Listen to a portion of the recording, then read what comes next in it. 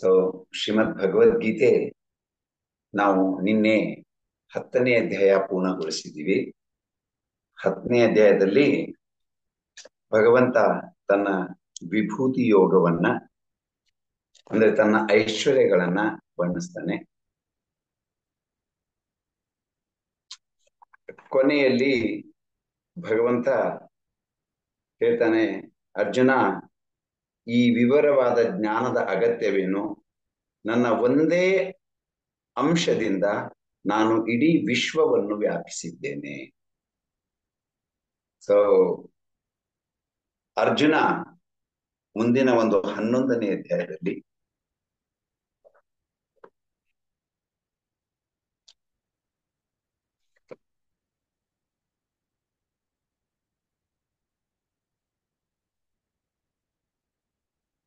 ಈಗಾಗಲೇ ಭಗವಂತ ಅವನ ಐಶ್ವರ್ಯಗಳನ್ನ ವರ್ಣಿಸಿದ್ದಾನೆ. ಆದ್ರೆ ಅರ್ಜುನನಿಗೆ ಇನ್ನೂ ಅವನ ಬಗ್ಗೆ ಕೇಳಬೇಕು ಅಂತ ಆಸೆ, ಇನ್ನೂ ಹೆಚ್ಚು ಅವನನ್ನ ತಿಳಿದುಕೊಳ್ಬೇಕು. ಸೊ ಅದಕ್ಕೆ although Krishna is driving Arjuna's chariot, he pervades and supports the entire universe.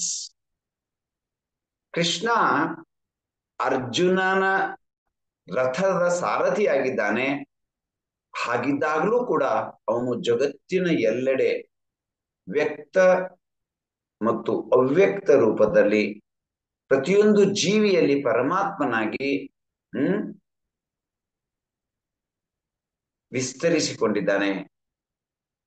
Arjuna therefore wishes to see Krishna's all pervading form. So ಇಲ್ಲಿವರೆಗೆ ತನ್ನ ಸುಮಾರು 72 ವಿಭೂತಿಗಳನ್ನ, ಸುಮಾರು 82 ವಿಭೂತಿಗಳನ್ನ ಒಂದೊಂದಾಗಿ ಹೇಳಿದ್ದಾನೆ 10ನೇ ಅಧ್ಯಾಯದಲ್ಲಿ.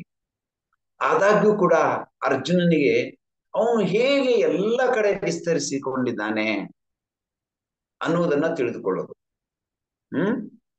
Thus, after 2 introductory verses, Arjuna asks Krishna to reveal his universal form. So 1ರಿಂದ 3 ಸುಮಾರು 1ರಿಂದ 7 ಶ್ಲೋಕಗಳವರೆಗೆ ಕೃಷ್ಣನಿಗೆ ಅರ್ಜುನ ಪ್ರಶ್ನೆ ಮಾಡ್ತಾನೆ, ದಯವಿಟ್ಟು ನನಗೆ ನಿನ್ನ ವಿಶ್ವರೂಪವನ್ನ, ಹೇಗೆ ನೀನು ವಿಶ್ವದಲ್ಲಿ ಎಲ್ಲ ಕಡೆ ವ್ಯಾಪಿಸಿಕೊಂಡಿದ್ಯಾ ಅನ್ನೋದನ್ನ ತಿಳಿಸಿ ಹೇಳು. 1ನೇ ಶ್ಲೋಕ. ಅರ್ಜುನ ಉವಾಚ ಮದನುಗ್ರಹಾಯ ಪರಮಂ ಗುಹ್ಯಮಧ್ಯಾತ್ಮ ಸಂಚಿತಂ ಯತ್ವಯೋಕ್ತಂ ವಚಸ್ತ್ವೇನ ಮೋಹೋಯಂ ವಿಗತೋ ಮಮ. ಯಾರು ಓದ್ತೀರಾ? ಅನುವಾದ ಓದ್ತೀರಾ? ಹರೇ ಕೃಷ್ಣ ಪ್ರಭುಜಿ. శిల ప్రభుపాదికి అర్జునుడు పలికెను, ఈ పరమ రహస్యమైన ఆధ్యాత్మిక విషయములను గురించి నీవు కరుణతో నాకు చేసిన ఉపదేశములను వినడం ద్వారా ఇప్పుడు నా మోహము తొలగిపోయింది. హరే కృష్ణ. ಹರೇ ಕೃಷ್ಣ. ಸೊ ಭಾವಾರ್ಥ ಯಾರು ಓದ್ತೀರಾ? ಹರೇ ಕೃಷ್ಣ ಪ್ರಭು. ಎಸ್ ಪ್ರಭು. ಭಾವಾರ್ಥ ಜಗದ್ಗುರು ಶಿಲ ಪ್ರಭುಪಾದರಿಂದ. ಕೃಷ್ಣನು ಎಲ್ಲ ಕಾರಣಗಳ ಕಾರಣ ಎನ್ನುವುದನ್ನು ಈ ಅಧ್ಯಾಯವು ತೋರಿಸುತ್ತದೆ. ಭೌತಿಕಗಳು ಮಹಾವಿಷ್ಣುವಿನಿಂದ ಹೊರಸೂಸುತ್ತವೆ. ಮಹಾವಿಷ್ಣುವಿಗೆ ಸಹ ಕೃಷ್ಣನು ಕಾರಣನು. ಕೃಷ್ಣನು ಒಂದು ಅವತಾರವಲ್ಲ, ಅವನು ಎಲ್ಲ ಅವತಾರಗಳ ಮೂಲ. ಹಿಂದಿನ ಅಧ್ಯಾಯದಲ್ಲಿ ಇದನ್ನು ಸಂಪೂರ್ಣವಾಗಿ ವಿವರಿಸಿದೆ. ಈಗ ಅರ್ಜುನನ ಮಟ್ಟಿಗೆ ಅವನು ತನ್ನ ಮೋಹವು ಕೊನೆಗೊಂಡಿತು ಎಂದು ಹೇಳುತ್ತಾನೆ. ಎಂದರೆ ಈಗ ಅರ್ಜುನನು ಕೃಷ್ಣನು ಕೇವಲ ಒಬ್ಬ ಮನುಷ್ಯ, ತನ್ನ ಸ್ನೇಹಿತ ಎಂದು ಯೋಚಿಸುವುದಿಲ್ಲ. ಅವನು ಎಲ್ಲ ವಸ್ತುಗಳ ಮೂಲ ಎಂದು ಕಾಣುತ್ತಾನೆ. ಅರ್ಜುನನಿಗೆ ಬಹುಮಟ್ಟಿಗೆ ಜ್ಞಾನೋದಯವಾಗಿದೆ. ತನಗೆ ಕೃಷ್ಣನಂತಹ ಮಹಾನ್ ಸ್ನೇಹಿತನಿದ್ದಾನೆ ಎಂದು ಅವನಿಗೆ ಸಂತೋಷ. ಆದರೆ ತಾನು ಕೃಷ್ಣನನ್ನು ಎಲ್ಲ ವಸ್ತುಗಳ ಮೂಲ ಎಂದು ಒಪ್ಪಿಕೊಂಡರೂ ಇತರರು ಒಪ್ಪಿಕೊಳ್ಳದೆ ಹೋಗಬಹುದು. ಆದುದರಿಂದ ಕೃಷ್ಣನ ದೈವತ್ವವು ಸ್ಪಷ್ಟವಾಗುವಂತೆ ಈ ಅಧ್ಯಾಯದಲ್ಲಿ ಅವನು ಕೃಷ್ಣನಿಗೆ ತನ್ನ ವಿಶ್ವರೂಪವನ್ನು ತೋರಿಸುವಂತೆ ಪ್ರಾರ್ಥಿಸುತ್ತಾನೆ. ವಾಸ್ತವವಾಗಿ ವಿಶ್ವರೂಪವನ್ನು ಕಂಡವನು ಅರ್ಜುನನಂತೆ ಹೆದರಿಕೊಳ್ಳುತ್ತಾನೆ. ಸಾಕು. ಸೊ ನಮ್ಗೆ ಇಲ್ಲಿ ಸ್ಪಷ್ಟವಾಗಿ ಶಿಲಾ ಪ್ರಭುಪಾದರು ಹೇಳ್ತಾ ಇದ್ದಾರೆ, ಅರ್ಜುನನಿಗೆ ಇವಾಗ ಸ್ಪಷ್ಟವಾಗಿದೆ ಆ 82 ವಿಭೂತಿಗಳಲ್ಲಿ ತಾನು ಹೇಗಿದ್ದೇನೆ ಅಂತನ್ನೋದು. ತನ್ನ ಒಂದು ಪ್ರತಿನಿಧಿಯಾಗಿ ಈ ಎಲ್ಲ ವಸ್ತುಗಳು ಕಾರ್ಯನಿರ್ವಹಿಸುತ್ತವೆ ಅನ್ನೋದನ್ನ ತಿಳಿಸಿದ್ದಾನೆ. ಆದ್ರೆ ಅರ್ಜುನನಿಗೆ ವಿಶ್ವಾಸ ಬಂದಿದೆ.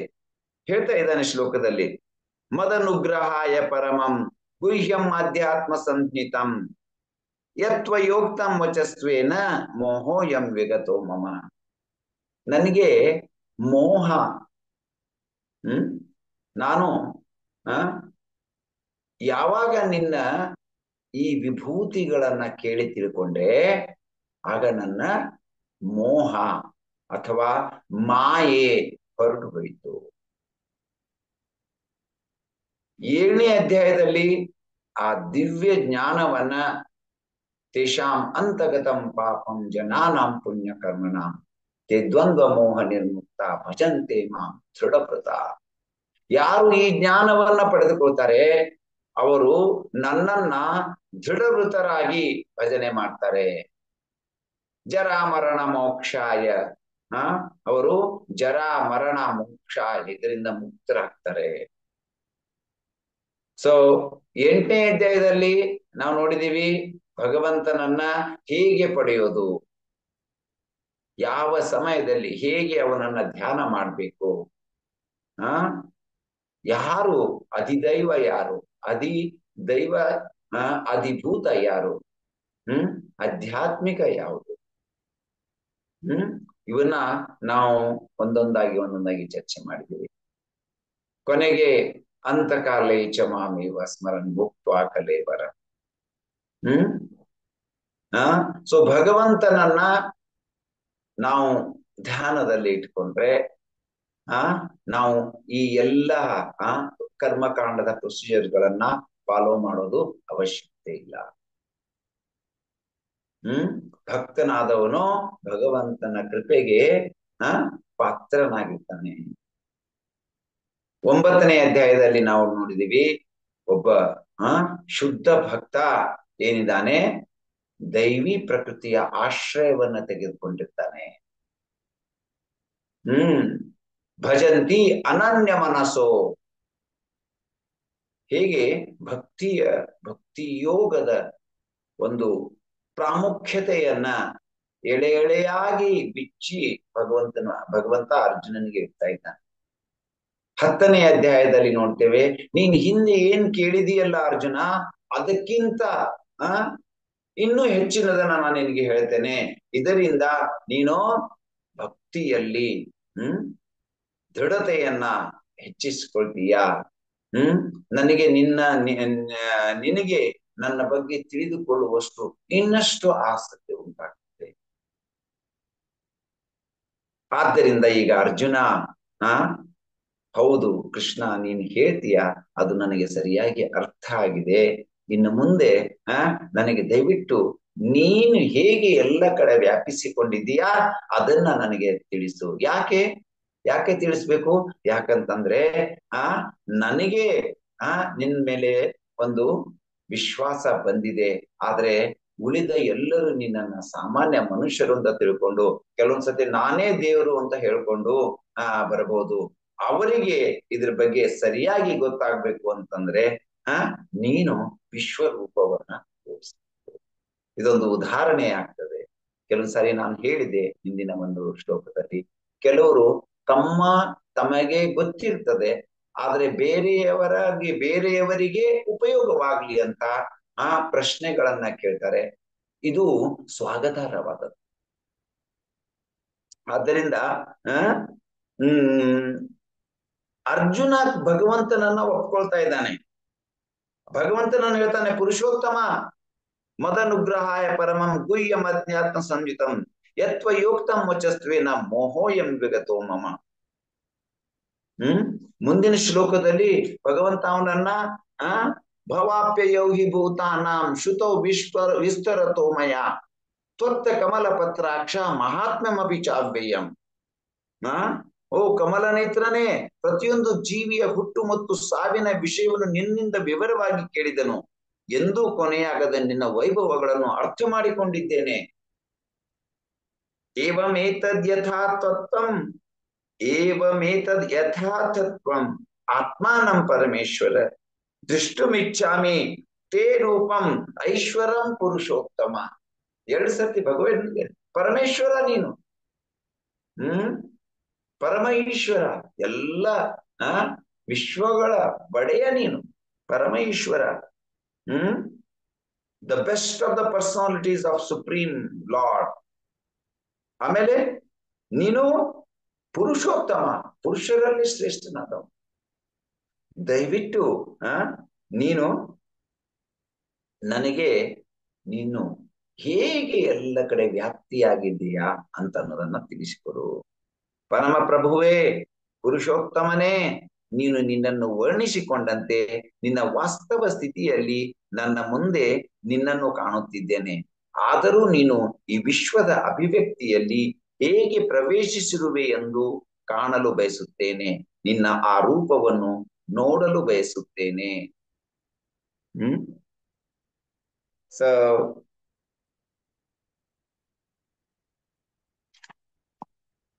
ಭಗವಂತ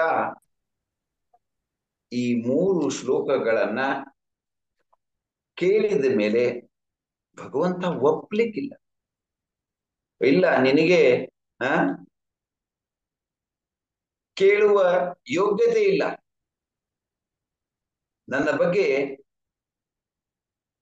ನೀನು ತಿಳಿದುಕೊಳ್ಳೋದಕ್ಕೆ ಸಾಧ್ಯ ಇಲ್ಲ. ಅದಕ್ಕೆ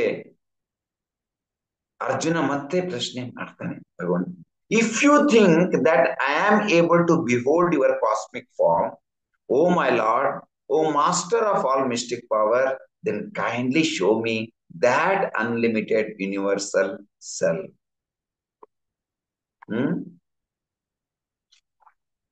ಒಂದು ವೇಳೆ ನಿನ್ನ ವಿಶ್ವರೂಪವನ್ನು ನಾನು ನೋಡಬಲ್ಲೆ ಎಂದು ನೀನು ಭಾವಿಸುವೆಯಾದರೆ ಆ ನಿನ್ನ ಅಪರಿಮಿತ ವಿಶ್ವರೂಪವನ್ನು ತೋರಿಸು. ನನಗೆ ಅದರಲ್ಲಿ ಯೋಗ್ಯತೆ ಇದ್ರೆ ದಿನ ದಯವಿಟ್ಟು ನನಗೆ ತೋರಿಸು. ಇದನ್ನ ಪರ್ಪಟ್ ಯಾರಾದ್ರೂ ಓದ್ಬೇಕು? ಯಾರು ಓದ್ತೀರಾ? ಹರೇ ಕೃಷ್ಣ ಪ್ರಭುಜಿ. ನಾನು ಓದ್ಲಾ ಪ್ರಭುಜಿ? ಓದಿ ಮಾತಾಡಿ. ಹರೇ ಕೃಷ್ಣ. ಭಾವಾರ್ಥ ಸ್ವಾಮಿ ಶಿಲಾ ಪ್ರಭುಪಾದ್ ಜಿ ಅವರಿಂದ. ಶಿಲಾ ಪ್ರಭುಪಾದ್ ಜಿ ಕಿ ಜೈ. ತಾನು ಸ್ವಯಂ ಅಂಶದಿಂದ ಭೌತಿಕ ಜಗತ್ತನ್ನು ಪ್ರವೇಶಿಸುವುದರಿಂದ ಈ ವಿಶ್ವದ ಅಭಿವ್ಯಕ್ತಿಯು ಸಾಧ್ಯವಾಗಿದೆ ಮತ್ತು ಅದು ಸಾಗುತ್ತಿದೆ ಎಂದು ಪ್ರಭುವು ಹೇಳಿದನು. ಅರ್ಜುನನ ಮಟ್ಟಿಗೆ ಹೇಳುವುದಾದರೆ ಕೃಷ್ಣನ ಮಾತುಗಳು ಅವನಿಗೆ ಸ್ಫೂರ್ತಿಯನ್ನು ಕೊಟ್ಟಿವೆ. ಆದರೆ ಮುಂದೆ ಕೃಷ್ಣನು ಸಾಮಾನ್ಯ ಮನುಷ್ಯ ಎಂದು ಯೋಚಿಸುವವರನ್ನು ಒಪ್ಪಿಸಲು ಅರ್ಜುನನು ಕೃಷ್ಣನ ವಿಶ್ವರೂಪವನ್ನು ನೋಡಲು ಅಪೇಕ್ಷಿಸುತ್ತಾನೆ. ಕೃಷ್ಣನು ವಿಶ್ವದಿಂದ ಬೇರೆಯಾದರೂ ಅವನು ಅದರೊಳಗಿಂದ ಹೇಗೆ ಕಾರ್ಯನಿರ್ವಹಿಸುತ್ತಾನೆ ಎಂದು ಕಾಣಲು ಬಯಸುತ್ತಾನೆ. ಅರ್ಜುನನು ಕೃಷ್ಣನನ್ನು ಪುರುಷೋತ್ತಮ ಎಂದು ಸಂಬೋಧಿಸುವುದು ಅರ್ಥವತ್ತಾಗಿದೆ. ಪ್ರಭುವು ದೇವೋತ್ತಮ ಪರಮ ಪುರುಷ. ಆತನು ಅರ್ಜುನನಲ್ಲಿಯೇ ಇದ್ದಾನೆ. ಆದುದರಿಂದ ಅವನಿಗೆ ಅರ್ಜುನನ ಅಪೇಕ್ಷೆಯು ತಿಳಿದಿದೆ. ಅರ್ಜುನನಿಗೆ ಕೃಷ್ಣನನ್ನು ಅವನ ಕೃಷ್ಣ ರೂಪದಲ್ಲಿ ಕಾಣುವುದರಲ್ಲಿಯೇ ಸಂಪೂರ್ಣ ತೃಪ್ತಿ ಇದೆ. ಆದುದರಿಂದ ಆತನ ವಿಶ್ವರೂಪವನ್ನು ನೋಡಲು ವಿಶೇಷವಾದ ಆಸೆ ಇಲ್ಲ. ಇದನ್ನು ಕೃಷ್ಣನು ತಿಳಿಯಬಲ್ಲ. ಇತರರಿಗೆ ಮನದಟ್ಟು ಮಾಡಿಕೊಡುವುದಕ್ಕಾಗಿ ಅರ್ಜುನನು ವಿಶ್ವರೂಪವನ್ನು ನೋಡಲು ಬಯಸುತ್ತಾನೆ ಎಂದು ಪ್ರಭುವಿಗೆ ಗೊತ್ತು. ಅರ್ಜುನನಿಗೆ ತನ್ನ ನಂಬಿಕೆಯು ದೃಢವಾಗಬೇಕೆಂದು ವೈಯಕ್ತಿಕ ಆಸೆ ಏನೂ ಇರಲಿಲ್ಲ. ಒಂದು ಪ್ರಮಾಣವನ್ನು ಸ್ಥಾಪಿಸಲು ಅರ್ಜುನನು ವಿಶ್ವರೂಪವನ್ನು ನೋಡಲು ಬಯಸುತ್ತಾನೆ ಎಂದು ಕೃಷ್ಣನಿಗೆ ತಿಳಿದಿದೆ. ಏಕೆಂದರೆ ಭವಿಷ್ಯದಲ್ಲಿ ತಾವು ದೇವರ ಅವತಾರಗಳೆಂದು ಹೇಳಿಕೊಳ್ಳುವ ಮೋಸಗಾರರು ಅನೇಕರು ಬರುವುದಾಗಿತ್ತು. ಆದುದರಿಂದ ಜನರು ಎಚ್ಚರದಿಂದ ಇರಬೇಕು. ತಾನು ಕೃಷ್ಣ ಎಂದು ಹೇಳಿಕೊಳ್ಳುವವನು ತನ್ನ ಹೇಳಿಕೆಯನ್ನು ಜನರಿಗೆ ಮನದಟ್ಟು ಮಾಡಿಕೊಡಲು ತನ್ನ ವಿಶ್ವರೂಪವನ್ನು ತೋರಿಸಲು ಸಿದ್ಧನಾಗಿರಬೇಕು. ಹರಿವು. ಹರೇ ಕೃಷ್ಣ. ಸೊ ಈ ಕಾರಣದಿಂದ ಭಗವಂತನನ್ನ ಅವರು ತಾವೇ ದೇವರ ಅವತಾರಗಳೆಂದು ಹೇಳಿಕೊಳ್ಳುವ ಮೋಸಗಾರರು ಬರಬಹುದಾಗಿದೆ. ಆದ್ದರಿಂದ ಅರ್ಜುನ ತನಗೆ ವಿಶ್ವಾಸವಿದ್ದರು ತನಗೆ ಪೂರ್ಣ ನಂಬಿಕೆ ಇದ್ದಾಗ್ಲೂ ಕೂಡ ಬೇರೆಯವರಿಗೆ ಗೊತ್ತಾಗ್ಲಿ ಬೇರೆಯವರು ಸುಮ್ಮನೆ ಮೋಸ ಮಾಡುವ ಒಂದು ಪ್ರಯತ್ನಕ್ಕೆ ಹೋಗಬಾರದು. ಅದಕ್ಕಾಗಿ ಅರ್ಜುನ ಭಗವಂತನ ಒಂದು ಕೃಪೆಗಾಗಿ ಪ್ರಾರ್ಥನೆ ಮಾಡಿ. 4ನೇ ಶ್ಲೋಕ. ಮನ್ಯಸೆ ಯದಿ ತಶ್ಚಕ್ಯಂ ಮಯಾ ದೃಷ್ಟುಮಿತಿ ಪ್ರಭೋ ಯೋಗೇಶ್ವರ ತಥೋ ಮೇ ತ್ವಂ ದರ್ಶಯಾತ್ಮಾನಮವ್ಯಯಂ. ಅನುವಾದ ಓದ್ತೀರಾ ಯಾರಾದ್ರು? ಕೃಷ್ಣ ಪ್ರಭುಜಿ, ಓದ್ತೀನಿ ಪ್ರಭುಜಿ. ಓದಿ. ಅನುವಾದ ಶಿಲ ಪ್ರಭುಪಾದರಿಂದ. ಶಿಲ ಪ್ರಭುಪಾದ್ ಕಿ ಜೈ. ಓ ಪ್ರಭುವೇ, ಯೋಗೀಶ್ವರನೇ, ನಿನ್ನ ವಿಶ್ವರೂಪವನ್ನು ನಾನು ನೋಡಬಲ್ಲೆ ಎಂದು ನೀನು ಭಾವಿಸುವೆಯಾದರೆ ಆ ನಿನ್ನ ಅಪರಿಮಿತ ವಿಶ್ವರೂಪವನ್ನು ತೋರಿಸು.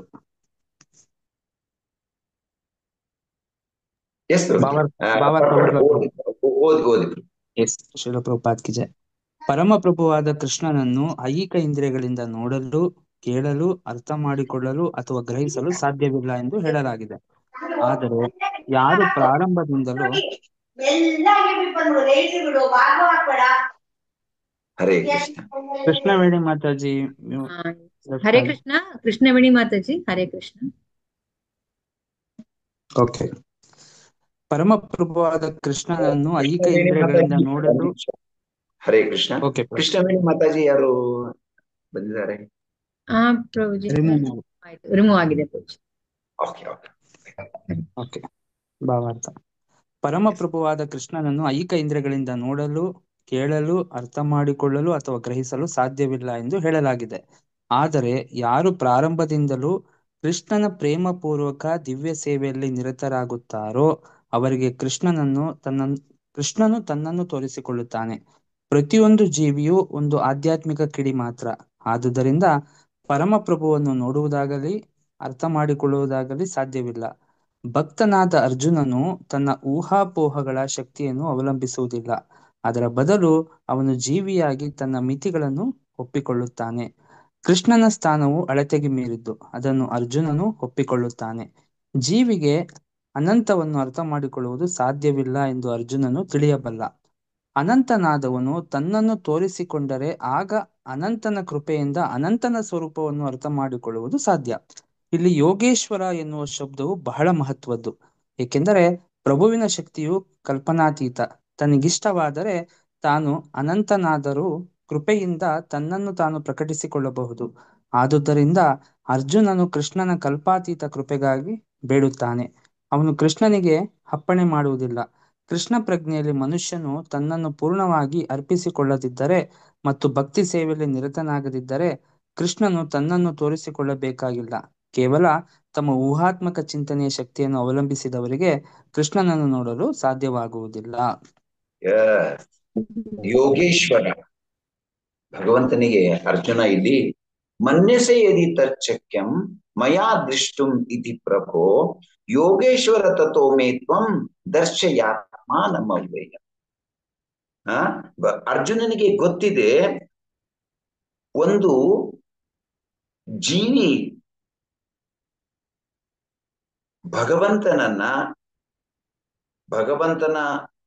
ಅನಂತ ಶಕ್ತಿಯನ್ನ ತಿಳಿದುಕೊಳ್ಳೋದಕ್ಕೆ ಸಾಧ್ಯ ಇಲ್ಲ.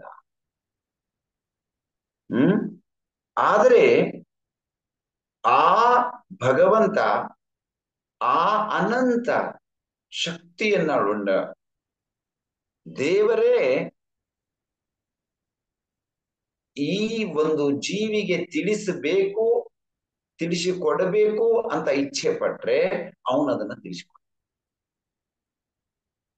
ಅದಕ್ಕೆ ಅರ್ಜುನ ಇಲ್ಲಿ ಹೇಳ್ತಾ ಇದ್ದಾನೆ, ಮನ್ಯಸೆ ಯದಿ ತಚ್ಚಕ್ಯಂ. ಸಾಧ್ಯ ಇದೆ ಅಂತ ಆದ್ರೆ ಮಯಾ ದೃಷ್ಟುಂ, ನನಗೆ ನಿನ್ನ ವಿಶ್ವರೂಪವನ್ನ ನೋಡುವುದಕ್ಕೆ ಆ ಅವಕಾಶ ಕೊಡು. ಯೋಗೇಶ್ವರನೇ, ಎಲ್ಲಾ ಯೋಗ ಶಕ್ತಿಗಳ ಸ್ವಾಮಿಯೇ, ಹ್ಮ್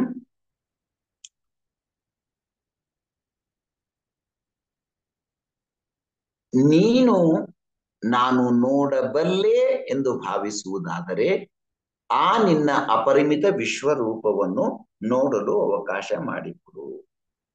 ಆದ್ದರಿಂದ ಭಗವಂತನ ಕೃಪೆಗಾಗಿ ಅರ್ಜುನ ಪ್ರಾರ್ಥಿಸ್ತಾ ಇದ್ದಾನೆ. ಆ ಭಗವಂತನಿಗೆ ಆದೇಶ ಕೊಡ್ತಾ ಇಲ್ಲ, ತೋರ್ಸು ನನಗೆ. ಅವಾಗ ಭಗವಂತ ಹೇಳ್ಬೋದು, ನಾನೇಕೆ ತೋರಿಸ್ತೀನಿ. ಆದ್ರೆ ಇಲ್ಲಿ ಅರ್ಜುನ ವಿನಮ್ರತೆಯಿಂದ ಪ್ರಾರ್ಥನೆ ಮಾಡ್ತಾ ಇದ್ದಾನೆ, ದಯವಿಟ್ಟು ನನಗೆ ನಾನು ನೋಡಬಹುದು, ನನ್ನಲ್ಲಿ ನೋಡುವ ಒಂದು ಶಕ್ಯತೆ ಇದೆ ಅಂತಂದ್ರೆ ಅದು. ಸೊ ಕೃಷ್ಣನಿಗೆ ಯಾರಿಗೆ ಬೇಕಾದವ್ರಿಗೆ ತನ್ನ ಸಾಮರ್ಥ್ಯವನ್ನ ತೋರಿಸುವ ಅವಶ್ಯಕತೆ ಇಲ್ಲ. ಎಲ್ಲಿಯವರೆಗೆ ಒಬ್ಬ ವ್ಯಕ್ತಿ ಅವನಿಗೆ ಪೂರ್ಣವಾಗಿ ಶರಣಾಗತನಾಗೋದಿಲ್ಲ, ಅವನು ಭಕ್ತಿ ಸೇವೆಯಲ್ಲಿ ತೊಡಗುವುದಿಲ್ಲ, ಅಲ್ಲಿಯವರೆಗೆ ಭಗವಂತ ಅವನಿಗೆ ಅವನ ಇಚ್ಛೆಯಂತೆ ತನ್ನನ್ನು ತಾನು ತಿಳಿಸಿಕೊಡೋದು ಸಾಧ್ಯವಿಲ್ಲ. ಅವನು ಇಚ್ಛೆ ಪಡಬೇಕು. ಸೊ ಆದ್ದರಿಂದ 5ನೇ ಶ್ಲೋಕದಲ್ಲಿ ಭಗವಂತ ಅರ್ಜುನನ ಈ ಬೇಡಿಕೆಯನ್ನ ಮನ್ನಿಸಿ ಅವನು ತಾನು ತನ್ನ ವಿಶ್ವರೂಪದ ಬಗ್ಗೆ ಹೇಗೆ ಹೇಳ್ತಾನೆ ಅಂತ ಅನ್ನೋದನ್ನ ನೋಡೋಣ. ಶ್ರೀ ಭಗವಾನು ವಾಚ ಪಶ್ಚಮೇ ಪಾರ್ಥ ರೂಪಾಣಿ ಶತಶೋಥ ಸಹಸ್ರಶ ನಾನಾ ವಿಧಾನಿ ದಿವ್ಯಾನಿ ನಾನಾ ವರ್ಣಾಕೃತಿನಿ ಚ. ಯಾರು ಓದ್ತೀರಾ? ಬರೀ ಅನುವಾದ ಅಷ್ಟೇ ಓದಿ. ಹರೇ ಕೃಷ್ಣ ಪ್ರಭು. ಎಸ್. ಅನುವಾದ ಶಿಲ ಪ್ರಭುಪಾದರಿಂದ ಶಿಲ ಪ್ರಭುಪಾದ್ ಕಿ ಜೈ. ದೇವೋತ್ತಮ ಪರಮ ಪುರುಷನು ಹೇಳಿದನು, ಪೃಥೆಯ ಮಗನಾದ ನನ್ನ ಪ್ರೀತಿಯ ಅರ್ಜುನ, ನನ್ನ ಸಿರಿಗಳನ್ನು, ನಾನಾ ವಿಧವಾದ ದಿವ್ಯ ವರ್ಣಗಳ ನನ್ನ ಕೋಟ್ಯಾಂತರ ರೂಪಗಳನ್ನು ನೋಡು. ಹರೇ ಕೃಷ್ಣ. ಹರೇ ಕೃಷ್ಣ. ಸೊ ಇದರ ಭಾವಾರ್ಥ ಓದಿ. ಇದು ಭಾವಾರ್ಥ: ಕೃಷ್ಣನ ವಿಶ್ವರೂಪವು ಒಂದು ಅಲೌಕಿಕ ರೂಪ, ಆದರೂ ಅದು ವಿಶ್ವದ ಅಭಿವ್ಯಕ್ತಿಗಾಗಿಯೇ ಪ್ರಕಟವಾಗಿದೆ. ಆದುದರಿಂದ ಅದು ಈ ಭೌತಿಕ ಪ್ರಕೃತಿಯ ಅನಿತ್ಯ ಕಾಲಕ್ಕೆ ಒಳಪಟ್ಟಿದೆ. ಅರ್ಜುನನು ಈ ವಿಶ್ವರೂಪವನ್ನು ನೋಡಲು ಬಯಸುತ್ತಾನೆ. ಭೌತಿಕ ಪ್ರಕೃತಿಯು ಪ್ರಕಟಿತವೂ ಮತ್ತು ಅಪ್ರಕಟಿತವೂ ಆಗಿರುವಂತೆ ಕೃಷ್ಣನ ಈ ವಿಶ್ವರೂಪವು ಪ್ರಕಟಿತ ಮತ್ತು ಅಪ್ರಕಟಿತ. ಅದು ಕೃಷ್ಣನ ಇತರ ಸ್ವರೂಪಗಳಂತೆ ಆಧ್ಯಾತ್ಮಿಕ ಗಗನದಲ್ಲಿ ಶಾಶ್ವತವಾಗಿ ನೆಲೆಸಿರುವುದಿಲ್ಲ. ಭಕ್ತನ ಮಟ್ಟಿಗೆ ಹೇಳುವುದಾದರೆ ಅವನು ವಿಶ್ವರೂಪವನ್ನು ನೋಡಲು ಕಾತರನಾಗಿರುವುದಿಲ್ಲ. ಆದರೆ ಅರ್ಜುನನು ಕೃಷ್ಣನನ್ನು ಈ ರೀತಿಯಲ್ಲಿ ಕಾಣಲು ಬಯಸುವುದರಿಂದ ಕೃಷ್ಣನು ಈ ರೂಪವನ್ನು ತೋರುತ್ತಾನೆ. ಸಾಮಾನ್ಯ ಮನುಷ್ಯನು ಈ ವಿಶ್ವರೂಪವನ್ನು ನೋಡಲಾರ. ನೋಡುವ ಶಕ್ತಿಯನ್ನು ಕೃಷ್ಣನೇ ಕೊಡಬೇಕು. ಹರೇ ಕೃಷ್ಣ. ಸೊ ನೋಡುವ ಶಕ್ತಿಯನ್ನು ಕೃಷ್ಣನೇ ಕೊಡಬೇಕು. ಈ ಒಂದು ವಿಶ್ವರೂಪ ಏನಿದೆ, ಯಾರು ತಮ್ಮ ಆಧ್ಯಾತ್ಮಿಕ ಈಗ ಅರ್ಜುನನ ಮಾತು ಬೇರೆ, ಅರ್ಜುನನ ಶುದ್ಧ ಭಕ್ತ. ಆದ್ರೆ ಯಾರಿಗೆ ಭಗವಂತ ಅದೋಕ್ಷಜ ತಮ್ಮ ಒಂದು ಭೌತಿಕ ಇಂದ್ರಿಯಗಳಿಂದ ಕಾಣಿಸುವುದಿಲ್ಲವೋ, ಅವರ ಅನುಭವಕ್ಕೆ ಬರುವುದಿಲ್ಲವೋ, ಅಂಥವರಿಗೆ ಅನುಭವಕ್ಕೆ ಬರುವಂತಹ ಭೌತಿಕ ಸೃಷ್ಟಿಯ ವಿವಿಧ ರೂಪಗಳನ್ನ ಇಲ್ಲಿ ವಿಶ್ವರೂಪದಲ್ಲಿ ತೋರಿಸ್ತಾ ಭಗವಂತ ತೋರಿಸ್ತಾ ಇದ್ದಾನೆ. ಆದ್ರೆ ಈ ಒಂದು ಸೃಷ್ಟಿಯು ಕೂಡ ಅಶಾಶ್ವತ, ತಾತ್ಕಾಲಿಕ. ಅದನ್ನು ಕೂಡ ಏನು ಅಂತಂದ್ರೆ ಸಮಯಕ್ಕೆ ಬದಲಾಗ್ತದೆ. ಹಾಗೆ ವಿಶ್ವರೂಪವೂ ಕೂಡ ಇದು ಶಾಶ್ವತವಲ್ಲ. ಹೇಗೆ ಭಗವಂತನ ದಿವ್ಯ ಅವತಾರಗಳು ಆಧ್ಯಾತ್ಮಿಕ ಲೋಕದಲ್ಲಿ ವಿವಿಧ ಲೋಕಗಳಲ್ಲಿ ಶಾಶ್ವತವಾಗಿ ಇವೆಯೋ, ಆದರೆ ವಿಶ್ವರೂಪವು ಹಾಗ. 6ನೇ ಶ್ಲೋಕ. ಪಶ್ಚಾದಿತ್ಯಾನ್ ವಸೂನ್ ರುದ್ರಾನ್ ಅಶ್ವಿನೋ ಮರುತಸ್ತಥಾ ಬಹೂನ್ಯದೃಷ್ಟ ಪೂರ್ವಾಣಿ ಪಶ್ಚಾಶ್ಚರ್ಯಾನಿ ಭಾರತ. ಅನುವಾದ. ಎಸ್ ಪ್ರಭುಜಿ. ಹರೇ ಕೃಷ್ಣ ಪ್ರಭುಜಿ. ಧನ್ಯವಾದ ಪ್ರಭುಜಿ. ಎಸ್ ಪ್ರಭು. ಅನುವಾದ ಶ್ರೀಲ ಪ್ರಭುಪಾದರಿಂದ.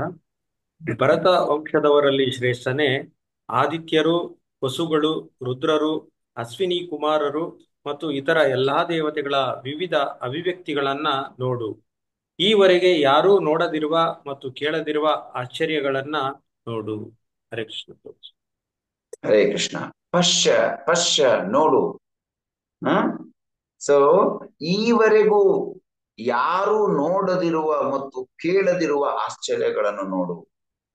ಇದು ಯಾವಾಗ ಭಗವಂತ, ನಾವು ಆಲ್ರೆಡಿ ಹಿಂದೆ ನೋಡಿದ್ದೇವೆ ಶ್ಲೋಕದಲ್ಲಿ, ತಾನು ಇಷ್ಟಪಡ್ತಾನೆ ಇದನ್ನು ತೋರಿಸ್ಬೇಕು ಅರ್ಜುನನಿಗೆ. ಯಾಕಂತಂದ್ರೆ ಅರ್ಜುನ ಶುದ್ಧ ಭಕ್ತ. ತನಗೆ ಗೊತ್ತು ಭಗವಂತ ದೇವೋತ್ತಮ ಪರಮ ಪುರುಷ ಕೃಷ್ಣ ಪರಮ ಪವಿತ್ರ ಅಂತ. ಆದ್ರೆ ಬೇರೆಯವರು ಭಗವಂತನನ್ನ ಸಾಮಾನ್ಯ ಮನುಷ್ಯನಂತ ತಿಳ್ಕೊತಾರಲ್ಲ, ಅವರಿಗೆ ಗೊತ್ತಿರ್ಲಿ ಇದು. ಅಥವಾ ಮೋಸಗಾರರು ಯಾರು, ನಾನು ಕೂಡ ದೇವರು ಅಂತ ಒಂದು ಕಿರೀಟ ಹಾಕೊಂಡು ಬರ್ತಾರಲ್ಲ, ಅಂಥವರಿಗೆ ಎಚ್ಚರಿಕೆಯಾಗಿರುತ್ತೆ. ಸೊ 7ನೇ ಶ್ಲೋಕದಲ್ಲಿ ಇಹೈಕಸ್ತಂ ಜಗತ್ ಕೃತ್ಸ್ನಂ ಪಶ್ಚಾತ್ ಸಚರಾಚರಂ ಮಮ ದೇಹೇ ಗುಡಾಕೇಶ ಯಚ್ಛಾನ್ಯದೃಷ್ಟುಮಿಚ್ಛಸಿ. ಅನುವಾದ ಕೊಡ್ತೀಯ?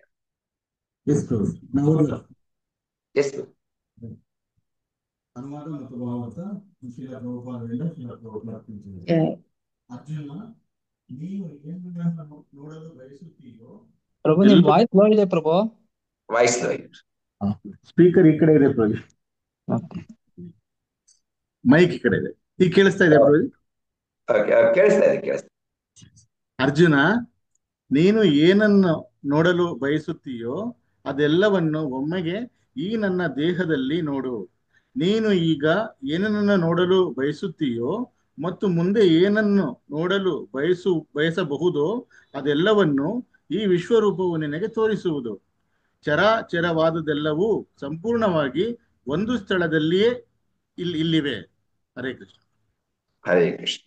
ಸೊ ಭಗವಂತ ಏನ್ ಹೇಳ್ತಾ ಇದ್ದಾನೆ ಇಲ್ಲಿ? ಅರ್ಜುನ, ನೀನು ಏನೇನು ನೋಡಲು ಬಯಸುತ್ತೀಯೋ ಅದೆಲ್ಲವನ್ನು ಒಮ್ಮೆಗೆ ಈ ನನ್ನ ದೇಹದಲ್ಲಿ ನೋಡು. ನೀನು ಈಗ ಏನು ನೋಡಲು ಬಯಸುತ್ತೀಯೋ ಮತ್ತು ಮುಂದೆ ಏನನ್ನು ನೋಡಲು ಬಯಸಬಹುದೋ ಅದೆಲ್ಲವನ್ನು ಈ ವಿಶ್ವರೂಪವು ನಿನಗೆ ತೋರಿಸಬಲ್ಲದು. ಚರಾಚರವಾದದ್ದೆಲ್ಲವೂ ಸಂಪೂರ್ಣವಾಗಿ ಒಂದು ಸ್ಥಳದಲ್ಲಿ ಇದೆ. ಈ ಹಿಂದಿನ 3 ಶ್ಲೋಕಗಳಲ್ಲಿ ಪಶ್ಚ ಪಶ್ಚ ಪಶ್ಚ ಪಶ್ಚ ನೋಡಿ ನೀವು, ಪಶ್ಚಿಮೇ ಪಾರ್ಥ ರೂಪಾಣಿ ಪಶ್ಚಾದಿಶ್ಚಾನ್ ವಸೂನ್ ರುದ್ರ.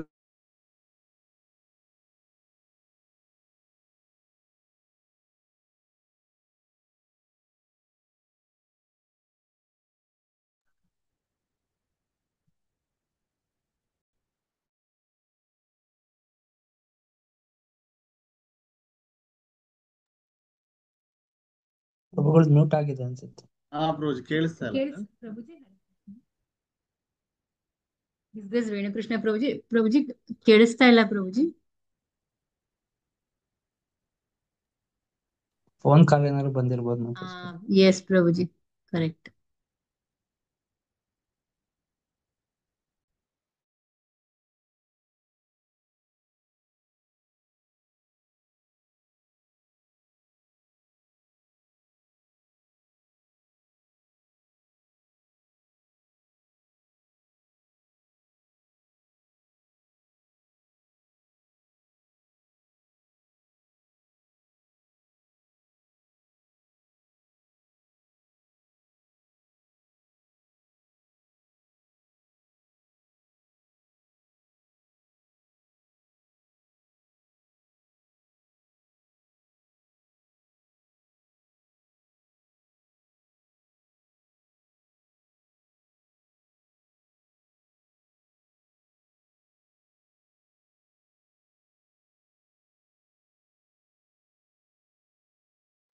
ಹರೇ ಕೃಷ್ಣ. ಪ್ರಭುಜಿ ಅವ್ರಿಗೆ ಗೊತ್ತಾಗಿಲ್ಲ ಅನ್ಸುತ್ತೆ ಪ್ರಭುಜಿ. ಫೋನ್ ಮಾಡಿ ನೋಡ್ತೀನಿ ಹಾ ಪ್ರಭುಜಿ. ಒಂದ್ ಮಾತಾಡಿ ಮೋಸ್ಟ್ಲಿ ಹ್ಯಾಂಗ್ ಆಗಿರೋದು ಅವ್ರಿಗೆ ಗೊತ್ತಾಗಿಲ್ಲ ಅನ್ಸುತ್ತೆ. ಗೊತ್ತಾಗಿಲ್ಲ. ನಾನು ಕಾಲ್ ಮಾಡ್ತೀನಿ ಆಗ್ಲಿ. ಸರಿ ಸರಿ ಸರಿ.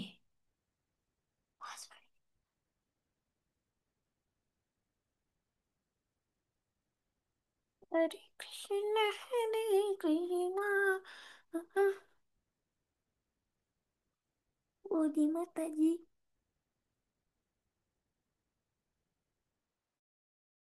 ಸರಿ ಮಾತಾಜಿ.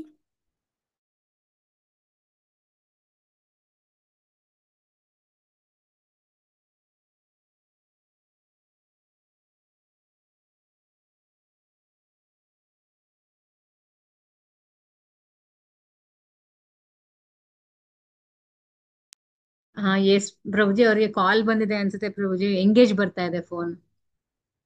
ಟ್ರೈ ಮಾಡಿದೆ, ಎಂಗೇಜ್ ಬರ್ತಾ ಇದೆ.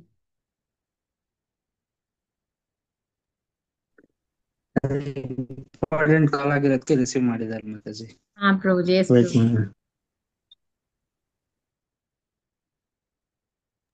ಮಾತಾಡಿ ಅವರು ಕ್ಲಾಸಸ್ ಟ್ಯಾಬ್ ಅಲ್ಲಿ ಮಾಡ್ತಾರೆ, ಯೂಶುವಲ್ ಆಗಿ ಇದ್ರಲ್ಲಿ ಮಾಡಲ್ಲ, ಮೊಬೈಲ್ ಅಲ್ಲಿ. ಲಿಂಕ್ ಆಗ್ತಾ ಇದೆ ನಂಬರ್. ಓಕೆ ಸರಿ ಮಾತಾಜಿ, ನೋಡ್ತೀನಿ, ಇನ್ನೊಂದ್ಸಲ ಟ್ರೈ ಮಾಡ್ತೀನಿ ಮಾತಾಜಿ. ಆಗ್ಲಿ. ಅಲ್ಲ ರಿಂಗ್ ಆಗ್ತಾ ಇದೆ, ನಾನು ಮಾಡಿದೆ. ಮಾಡಿದ್ರೆ ಓಕೆ. ಇನ್ನೊಂದು ಫೋನ್ ನಂಬರ್ ಫೋನ್ ಮಾಡಿ. ಎರಡಕ್ಕೂ ಟ್ರೈ ಮಾಡ್ತಾ ಇದ್ದೀನಿ ಪ್ರಭುಜಿ. ಓಕೆ. ಯಾರೋ ಒಬ್ರು ಟ್ರೈ ಮಾಡಿದ್ರು, ಉಳಿದವರೆಲ್ಲ ಸ್ವಲ್ಪ ಮುಂದೆ ಶ್ಲೋಕಗಳು ಓದ್ತಾ ಇರಿ, ಅಂದ್ರೆ ಶ್ಲೋಕ ರಿಪೀಟ್ ಮಾಡಿ. ಮೂರ್ತಿ.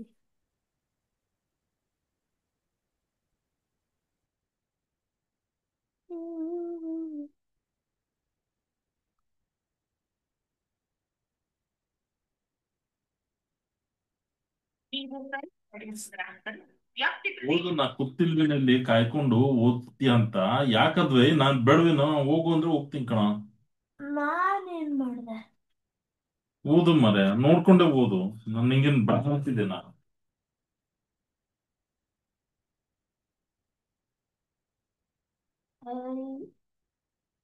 ನೋಡ್ದೆ. ಏನು? ಏನಿಲ್ಲ, ನೋಡು.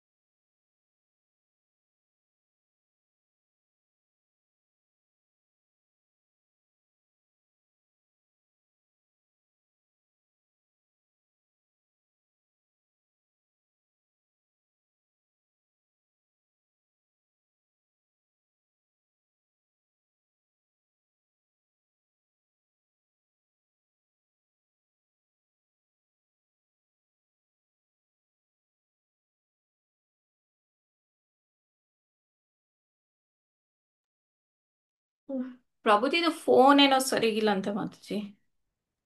ಹರೇ ಕೃಷ್ಣ ಮಾತಾಜಿ. ರಾಸರತಿ ಮಾತಾಜಿಗೆ ಮಾಡಿ ನೋಡ್ತೀನಿ ಮಾತಾಜಿ.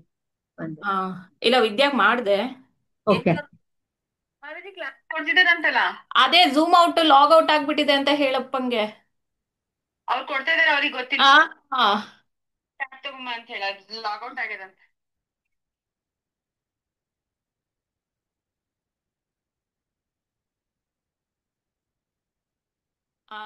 ಮಾತಾಜಿ ಪ್ರಭುಜಿಗೆ ಗೊತ್ತಾಗಿಲ್ಲ ಅವ್ರು ಲಾಗ್ ಔಟ್ ಆಗಿರೋದು, ಅವ್ರು ಹೇಳ್ತಾ ಇದಾರೆ ಕ್ಲಾಸ್. ಹರೇ ಕೃಷ್ಣ. ಓಕೆ ಮಾತಾಜಿ. ಟ್ರಾನ್ಸ್ ಅಲ್ಲಿ ಕ್ಲಾಸ್ ಹೇಳ್ತಾನೆ ಇರ್ತಾರೆ. ಪ್ರಭುಜಿ ಇದು ಗೊತ್ತಾಗಲ್ಲ. ಎಸ್ ಟ್ರಾನ್ಸ್ ಅಲ್ಲಿ ಇರ್ತಾರ ಅವ್ರು. ನಾವು ಅವ್ರನ್ನ ಭೌತಿಕಕ್ಕೆ ಮತ್ತೆ ಕರ್ಕೊಂಡ್ ಬರ್ಬೇಕು ಪ್ರಭುಜಿ. ಹರೇ ಕೃಷ್ಣ. ಹರೇ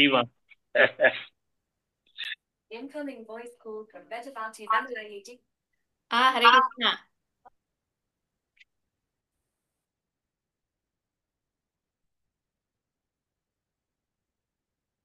ಬ್ರಹ್ಮಜ್ಯೋತಿಗೆ ಯಾರು ಹೋಗ್ತಾರೋ ಅವ್ರ ಪರಿಸ್ಥಿತಿ ಹಿಂಗೆ ಇರುತ್ತೆ. ಅವರಿಗೆ ಏನ್ ಮಾತಾಡ್ತೀನಿ ಗೊತ್ತಾಗಲ್ಲ. ಅರಿವಾ ಸೆನ್ಸಸ್ ಎಲ್ಲ ಯಾರು ಹೇಳಿದ್ರೆ ಮಾತ್ರ ಬಸ್ ಬರ್ತಾರೆ. ಒಳ್ಳೆ ಎಕ್ಸಾಂಪಲ್ ಕೊಟ್ರಿ. ಅರಿವಾ ಸೊ ಬಹಳ ಸಲ ಯೋಚನೆ ಮಾಡ್ತೀವಿ, ಜೂಮ್ ಕ್ಲಾಸ್ ಕೊಡ್ಬೇಕಾದ್ರೆ ಯಾರಾದ್ರೂ ಹೇಳಿದ್ರೆ ಮಾತ್ರ ಗೊತ್ತಾಗೋದು. ನಮಗೆ ಏನಾದ್ರು ಗೊತ್ತೇ ಆಗಲ್ಲ ಇದು. ಬ್ರಹ್ಮಜ್ಯೋತಿ ಆತ್ಮಗಳ ಹಣೆವರ ನೆಕ್ಸ್ಟ್.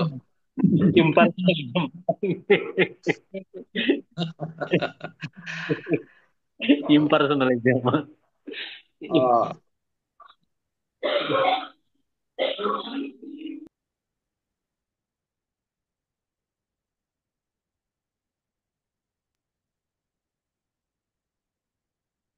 ಚೈತನ್ಯ ಮಹಾಪ್ರಭು ಗಾಯಗೆ ಹೋಗಿ ಬಂದ್ಮೇಲೆ ಅವ್ರು ಏನೇನೋ ಮಾತಾಡೋರು ಸ್ಟೂಡೆಂಟ್ಸ್ ಅರ್ಥನೇ ಆಗ್ತಾ ಇರಲಿಲ್ಲ.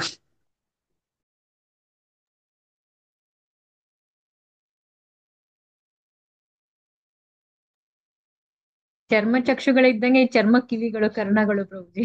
ನಮ್ಗೆ ಅರ್ಥ ಆಗಲ್ಲ, ಮಂದ ಬುದ್ಧಿ.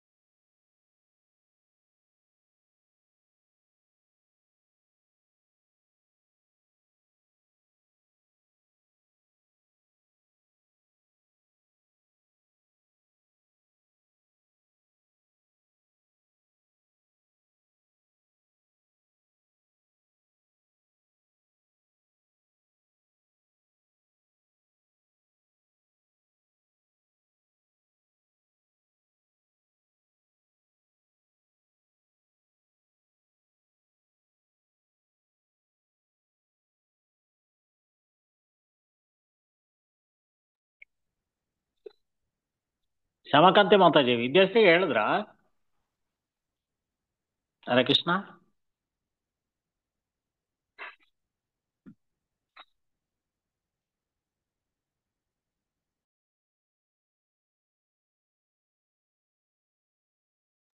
ಹರೇ ಕೃಷ್ಣ ಪ್ರಭುಜಿ, ಇನ್ಫಾರ್ಮ್ ಮಾಡಿದ್ದಾರೆ ಪ್ರಭುಜಿ. ಎಸ್ ಪ್ರಭುಜಿ, ಹರೇ ಕೃಷ್ಣ. ಇವ್ರು ವಿದ್ಯಾಶ್ರೀ ಫೋನ್ ಇಂದ ಲಾಗಿನ್ ಆಗಿದ್ದಾರೆ ಪ್ರಭುಜಿ. ಹರೇ ಕೃಷ್ಣ. ಹೌದಾ ಮಾತಾಜಿ? ಓಕೆ. ಇಲ್ಲ, ಅವ್ರ ಮೇಲೆ ರೂಮ್ ಅಲ್ಲಿ ಇರ್ತಾರೆ, ಅದಕ್ಕೆ ಬಂದ್ರು ಪ್ರಭು. ಕೇಳಿಸ್ತಾ ಇದೆನಾ ಎಲ್ಲರಿಗೂ? ಅದೇನೋ ಸಡನ್ ಆಗಿ ಚಾರ್ಜ್ ಕಡಿಮೆ ಆಗಿದೆ ಅಂತ ಕಾಣುತ್ತೆ. ಕೇಳಿಸ್ತಾ ಇದೆ ಪ್ರಭುಜಿ. ಹರೇ ಕೃಷ್ಣ. ಕೇಳಿಸ್ತಾ ಇದೆ ಮಾತಾಜಿ ಅಲ್ಲ? ಎಸ್ ಎಸ್ ಪ್ರಭು. ಸೊ ನಾನು ಎಲ್ಲಿವರೆಗೆ ಹೇಳ್ತಾ ಇದ್ದೆ? 7th ಶ್ಲೋಕ ಪೂರ್ಣ ಎಕ್ಸ್ಪ್ಲೇನ್ ಮಾಡಿದ್ನ?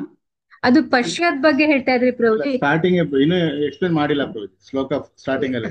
ಎಲ್ಲ ಶ್ಲೋಕಗಳಲ್ಲೂ ಪಶ್ಯ ಅಂತ ವರ್ಡ್ ಇದೆ ಅಂತ ಹೇಳ್ತಾ ಇದ್ರು. Okay okay okay. ಸೊ ನಾವು ನೋಡ್ತೇವೆ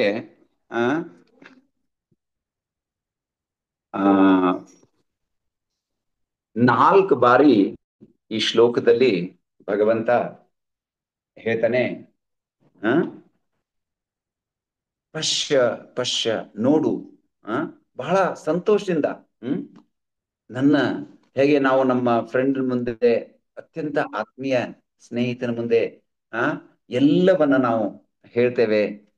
ಇದು ಹಾಗಿದೆ, ನನ್ನ ಒಂದು ಬಿಸ್ನೆಸ್ ಹೇಗಿದೆ, ಅವನು ಹಾಗೆ ಇವನ್ ಹೀಗೆ ಅಂತ. ಸೊ ಅರ್ಜುನನಿಗೆ ತನ್ನ ವಿಶ್ವರೂಪವನ್ನ ಒಂದೊಂದಾಗಿ ತೋರಿಸಿಕೊಡ್ತಾ ಇದ್ದಾನೆ. ಹೇಗೆ ನಾವು ಚಿಕ್ಕವರಿದ್ದಾಗ ಆ ದೀಪಾವಳಿನೋ ಅಥವಾ ವಿಜಯದಶಮಿನೋ ಇದ್ದಾಗ ಹೊಸ ಬಟ್ಟೆ ಯಾವಾಗ ನಮ್ಮ ತಂದೆ ತಾಯಿ ಕೊಡಿಸ್ತಾರೆ, ನಾವ್ ಎಲ್ಲರ ಮನೆಗೆ ಹೋಗಿ ನಮ್ಮ ಸ್ನೇಹಿತರಿಗೆ ತೋರಿಸಿ, ನೋಡೋ ನಂದು ಹೊಸ ಬಟ್ಟೆ ಅಂತ. ಸೊ ಅದ್ರ ಬಗ್ಗೆ ಏನು, ಇಲ್ಲಿಂದ ತಂದ್ರು, ನಿಮ್ ತಂದೆ ತಂದ್ರ, ಬೆಂಗಳೂರಿನ ತಂದ್ರ. ಸೊ ಹೀಗೆ ಭಗವಂತ ಇಲ್ಲಿ ಏನು ಅಂತಂತಂದ್ರೆ ಅತ್ಯಂತ ಸ್ನೇಹಿತನೊಂದಿಗೆ ಆತ್ಮೀಯವಾಗಿ ಮಾತನಾಡ್ತಾ ಇದ್ದಾನೆ. ಸೊ ಇಂತಹ ಒಂದು ಅದ್ಭುತವಾದದನ್ನ ನೀನು ನೋಡು. Is emphasising that Arjuna should see this wonderful universal form never before seen. ಇದನ್ನು ಮೊದಲು ನೋಡಿಲ್ಲ. ಇದೇ ಭಗವಂತ ಈ ತರ ವಿಶ್ವರೂಪವನ್ನ ದುರ್ಯೋಧನನಿಗೂ ಒಂದ್ಸಾರಿ ತೋರಿಸಿದ್ದಾನೆ. ದೂತನಾಗಿ ದುರ್ಯೋಧನ ಬಳಿ ಹೋದಾಗ ದುರ್ಯೋಧನ ಕೃಷ್ಣನನ್ನ ಕಟ್ಟಿ ಹಾಕ್ಬೇಕು, ಏನ್ ಅವ್ರ ಹತ್ರ ಶಕ್ತಿ ಇದೆ, ಯಾರಿದ್ದಾರೆ 5 ಜನರನ್ನ ಬಿಟ್ಟು? ನಮ್ಮ ಹತ್ರ 11 ಅಕ್ಷೋಹಿಣಿ ಸೈನ್ಯ ಇದೆ, 11 ಅಕ್ಷೋಹಿಣಿ ಸೈನ್ಯ ಇದೆ. ಅವ್ರ ಹತ್ರ ಏನಿದೆ, ಯಾರು ಸಪೋರ್ಟ್ ಮಾಡ್ತಾರೆ ಅವ್ರಿಗೆ? ಆದ್ದರಿಂದ ಇವನೊಬ್ಬನನ್ನ ಕಟ್ಟಿ ಹಾಕಿಬಿಟ್ರೆ, ಜೈಲ್ನಲ್ಲಿ ಹಾಕಿಬಿಟ್ರೆ ಪಾಂಡವರು ಸುಮ್ಮನೆ ನಮ್ಮನ್ನ ಒಪ್ಕೊಳ್ತಾರೆ, ಯುದ್ಧನೇ ಬೇಕಾಗಿಲ್ಲ. ಅವರೆಲ್ಲರನ್ನ ಕೊಂದು ಹಾಕ್ಬೋದು. ಆದ್ರಿಂದ ದುರ್ಯೋಧನ ಮತ್ತು ಕರ್ಣ ಸೇರಿ ಭಗವಂತನನ್ನ ಕಟ್ಟಿ ಹಾಕೋದಕ್ಕೆ ಪ್ರಯತ್ನ ಮಾಡ್ತಾರೆ. ಜಗದಂತರ್ಯಾಮಿ ಜಗಜ್ಜನಕ, ಜಗನ್ ನಿರ್ಮಾಣಕರ್ತ, ಅವನನ್ನ ಕಟ್ಟಿ ಹಾಕೋದ್ ಸಾಧ್ಯನಾ? ಎಲ್ಲ ಕಡೆ ವಿಸ್ತರಿತನಾದವನು.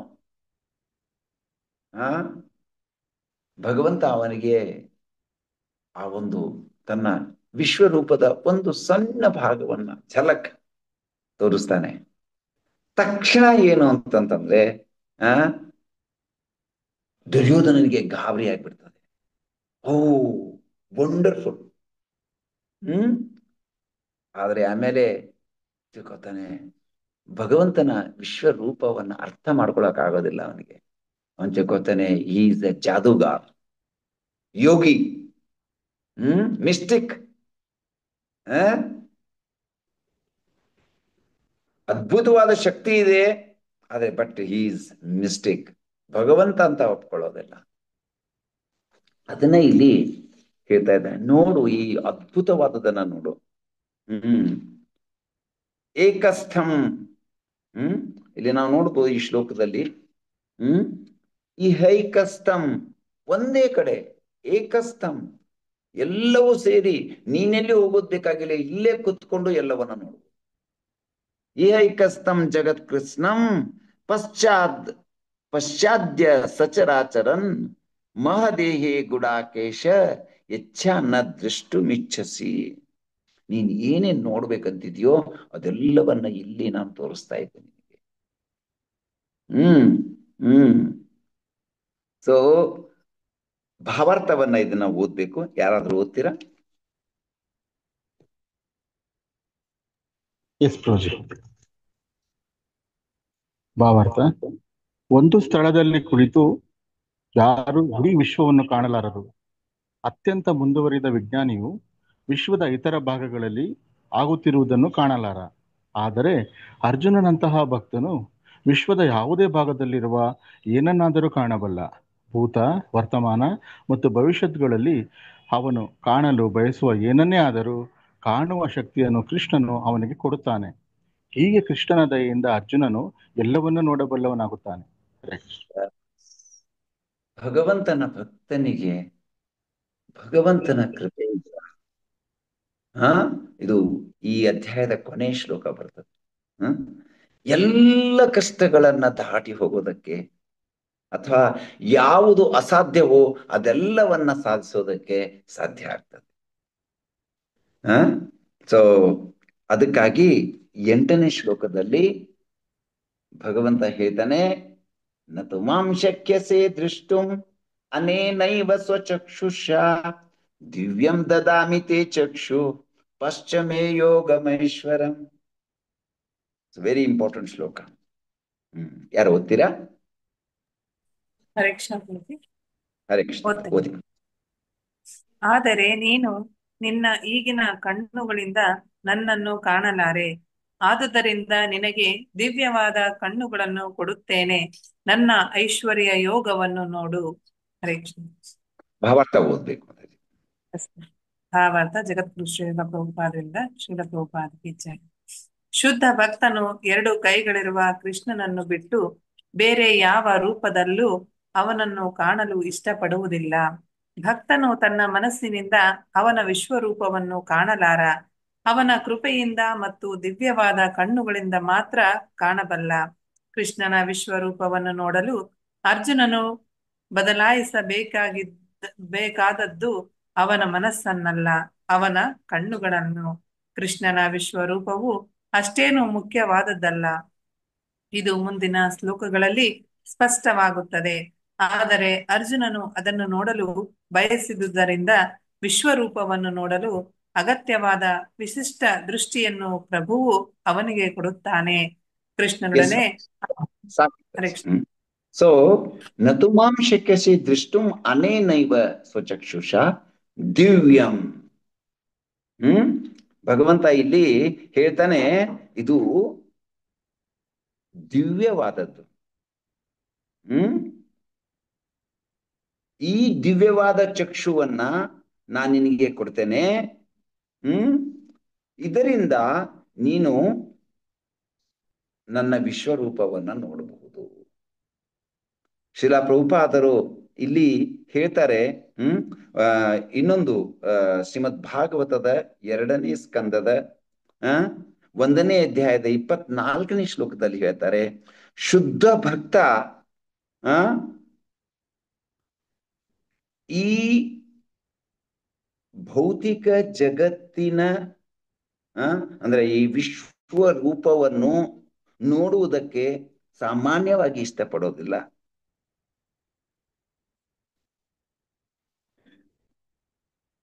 ಇದನ್ನ ನೋಡೋದಕ್ಕೆ ಭಗವಂತ ಅವನಿಗೆ ಕರುಣೆಯಿಂದ ವಿಶೇಷ ದೃಷ್ಟಿಯನ್ನ ಕೊಡ್ತಾನೆ.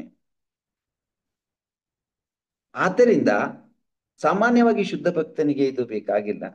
ಆದರೆ ಉದ್ದೇಶ ನಾವು ಹಿಂದಿನ ಶ್ಲೋಕಗಳಲ್ಲಿ ನೋಡಿದ್ದೇವೆ. ಅರ್ಜುನ ಇತರ ಎಲ್ಲರಿಗೆ ಇದೊಂದು ಉದಾಹರಣೆಯಾಗಿರಲಿ. ಮೋಸಗಾರರಿದ್ದಾರೆ, ಅವರಿಗೆ ಎಚ್ಚರಿಕೆಯಾಗಿರ್ಲಿ.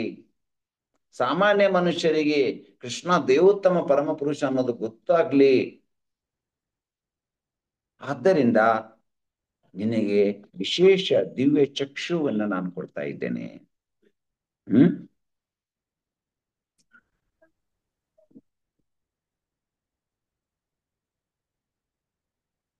ಸೊ ವಿಶ್ವನಾಥ್ ಚಕ್ರವರ್ತಿ ಠಾಕೂರರು ಈ ಒಂದು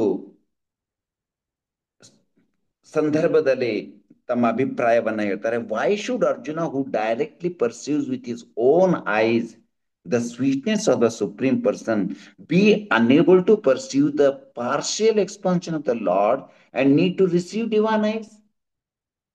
ಅಲ್ಲ, ಭಗವಂತನನ್ನ ಸಾಕ್ಷಾತ್ತಾಗಿ ನೋಡಬಹುದಾದ ದಿವ್ಯ ರೂಪವನ್ನ, ಪರಿಪೂರ್ಣ ರೂಪವನ್ನ ನೋಡಲು ಸಾಧ್ಯವಾಗುವಂತಹ, ನೋಡಬಹುದಾದಂತಹ ಅರ್ಜುನನಿಗೆ ಭಗವಂತನ ವಿಸ್ತರಣೆಯಾದ ಅಂಶ ಮಾತ್ರದ ಆ ಒಂದು ರೂಪವನ್ನ,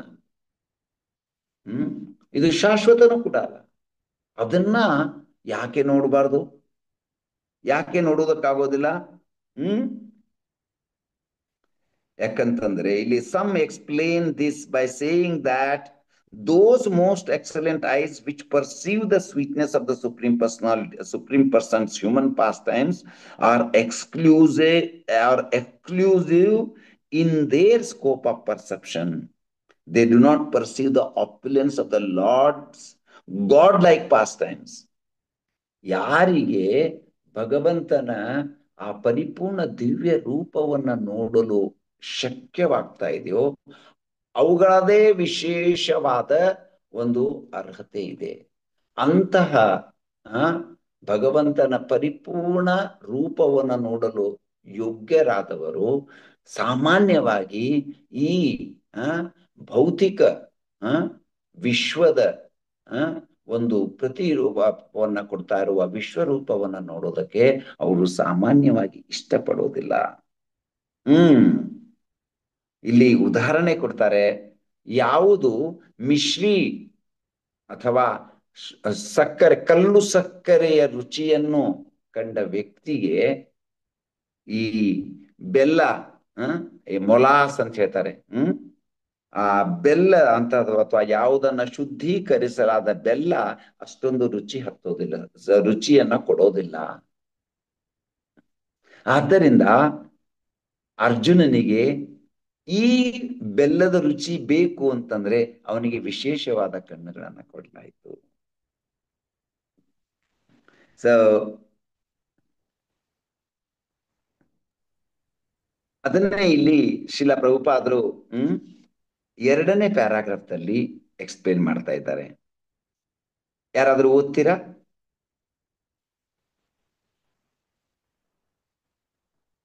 ಹರೇ ಕೃಷ್ಣ ಪ್ರಭುಜಿ, ಓದ್ತೀನಿ ಪ್ರಭುಜಿ. ಓದಿ. ವಾಸ್ತವಾಂಶವೆಂದರೆ ಅಲ್ಲಿಂದ ಅಲ್ಲ ಪ್ರಭುಜಿ? ವಾಸ್ತವಾಂಶವೆಂದರೆ ಭಕ್ತನಿಗೆ ವಿಶ್ವರೂಪವನ್ನು ನೋಡುವ ಆಸಕ್ತಿ ಇಲ್ಲ. ಆದರೆ ಕೃಷ್ಣನು ಕೇವಲ ವಿಚಾರ ಸರಣಿಯಲ್ಲಿ ಅಥವಾ ತಾತ್ವಿಕವಾಗಿ ತಾನು ಪರಮನೆಂದು ಹೇಳಿಕೊಳ್ಳಲಿಲ್ಲ. ವಾಸ್ತವವಾಗಿಯೇ ಈ ರೀತಿ ಅರ್ಜುನನಿಗೆ ಕಾಣಿಸಿಕೊಂಡ. ಇದನ್ನು ಭವಿಷ್ಯದ ಜನರು ಅರ್ಥ ಮಾಡಿಕೊಳ್ಳಬೇಕು.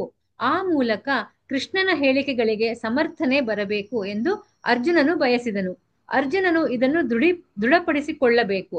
ಏಕೆಂದರೆ ಅರ್ಜುನನು ಪರಂಪರಾ ಪದ್ಧತಿಯ ಪ್ರಾರಂಭ ದೇವೋತ್ತಮ ಪರಮಪುರುಷನಾದ ಕೃಷ್ಣನನ್ನು ಅರ್ಥ ಮಾಡಿಕೊಳ್ಳಬೇಕೆಂದು ನಿಜವಾಗಿ ಆಸಕ್ತಿ ಇದ್ದು ಅರ್ಜುನನ ಹೆಜ್ಜೆಗಳಲ್ಲಿಯೇ ಹೆಜ್ಜೆ ಇಟ್ಟು ಅನುಸರಿಸುವವರು ಇದನ್ನು ಅರ್ಥ ಮಾಡಿಕೊಳ್ಳಬೇಕು.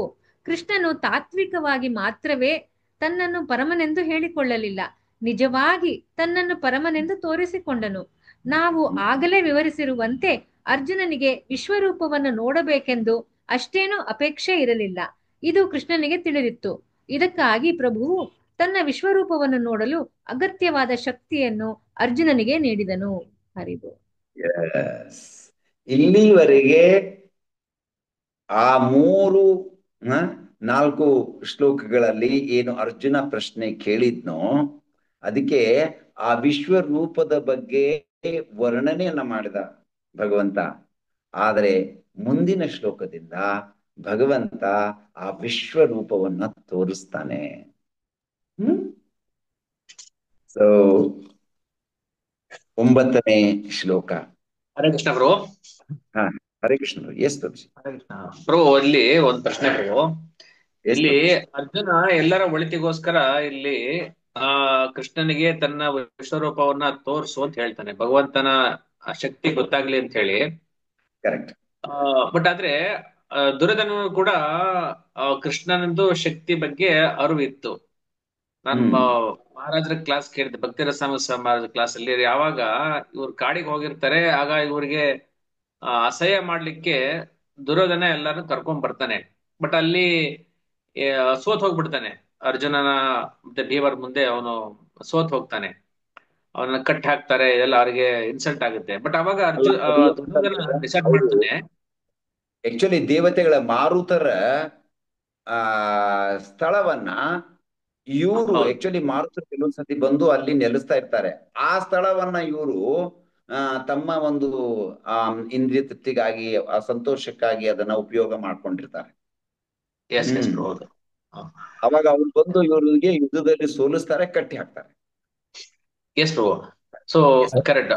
ಅಲ್ಲಿ ಅವನು ದುರ್ಯೋಧನ ಅವನಿಗೆ ಅರಿವಾಗುತ್ತೆ, ಇಲ್ಲ ಇವರು ಪಾಂಡವರು ಕೃಷ್ಣನ್ ಕೃಪೆಯಿಂದಾನೆ ಗೆದ್ದಿರೋದಂತ ಅವನು ರಿಯಲೈಸ್ ಆಗ್ತಾನೆ. ಬಟ್ ಅಲ್ಲಿ ಮಹಾರಾಜ್ ಹೇಳೋದು, ಅಸತ್ ಸಂಘದಿಂದ ದುರ್ಯೋಧನ ಈ ರೀತಿ ಆದ. ಮತ್ತೆ ಅವನಿಗೆ ಬಂದು ಈ ರಾಕ್ಷಸರು ಬಂದು ಅವನಿಗೆ ಇಲ್ಲ ಹೀಗ್ ಮಾಡು ನೀನ್ ಸಪೋರ್ಟ್ ಮಾಡ್ತೀವಿ ಅಂತ ಹೇಳ್ತಾರೆ ಅಂತ.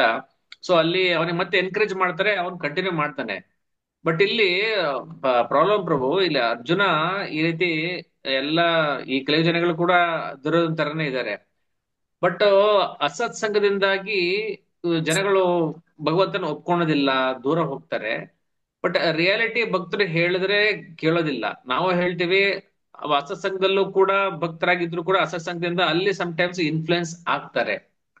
ಬಟ್ ಇದು ಯಾಕೆ ಅಸತ್ಸಂಗದ ಅಷ್ಟೊಂದು ಎಫೆಕ್ಟ್ ಇರುತ್ತೆ, ಭಕ್ತರು ಹೇಳಿದ್ರು ಕೂಡ ಅದು ಯಾಕೆ ಪಾಸಿಟಿವ್ ತಗೊಳೋದಿಲ್ಲ? ಸೊ ದುರ್ಯೋಧನ ತರ ನಾವು ಬೇಕಾಶರ ಕಲಿಯುಗದಲ್ಲಿ ನಾವು ನೋಡ್ತೀವಿ, ಸಮ್ಟೈಮ್ಸ್ ಭಕ್ತರೆಲ್ಲ ನಾವು ನೋಡ್ತೀವಿ ಅಸತ್ಸಂಗದ ಪ್ರಭಾವ ಎಫೆಕ್ಟ್ ಜಾಸ್ತಿ ಇರುತ್ತೆ. ಯಾಕೆಂತ ಎಸ್, ಯಾಕಂತಂದ್ರೆ ನಾವು ನಾವು ಹಿಂದೆ ಮಾಡಿದ ಪೂರ್ವ ಕರ್ಮಗಳ ಫಲ ಏನಿರ್ತದೆ, ಅದರಿಂದ ನಮ್ಗೆ ಆ ಸಂಘ ಸಿಕ್ಕಿರುತ್ತೆ. ಆ ಗುಣಗಳು ನಮ್ಮಲ್ಲಿ ಬಂದಿರ್ತವೆ. ರಜೋಗುಣ ಮತ್ತು ತಮೋಗುಣ ಏನಿದೆ ನಮ್ಮ ಮೇಲೆ ಇಷ್ಟೊಂದು ಪ್ರಭಾವವನ್ನ ಬೀರಿರುತ್ತೆ. ಈ ಮಿಥ್ಯಾ ಅಹಂಕಾರ ಏನು, ಮುಕ್ತಿ ಅಂದ್ರೆ ಏನು? ಮಿಥ್ಯಾಹಂಕಾರದಿಂದ ಮುಕ್ತರಾಗೋದು. ಸೊ ಈ ರಜೋಗುಣ ಮತ್ತು ತಮೋಗುಣದ ಈ ಫಾಲ್ಸ್ ಈಗೋ ಏನಿದೆಯಲ್ಲ, ಅದು ನಮ್ಮನ್ನ ಇಷ್ಟೊಂದು ಆವರಿಸಿಕೊಂಡಿರ್ತದೆ. ದುರ್ಯೋಧನನಿಗೂ ಕೂಡ ಅಷ್ಟೇ. ಕಾರಣ ಏನು? ಅವನ ಅಸತ್ಸಂಗದ ಕಾರಣ ಏನು? ಅಸತ್ಸಂಗ ಅಂತಂತಂದ್ರೆ ಇವನು ತಾನು ಹಾಗೆ, ತಾನು ಹೀಗೆ, ತಾನು ಆರಾಮಾಗಿ ಜಯಿಸ್ಬೋದು.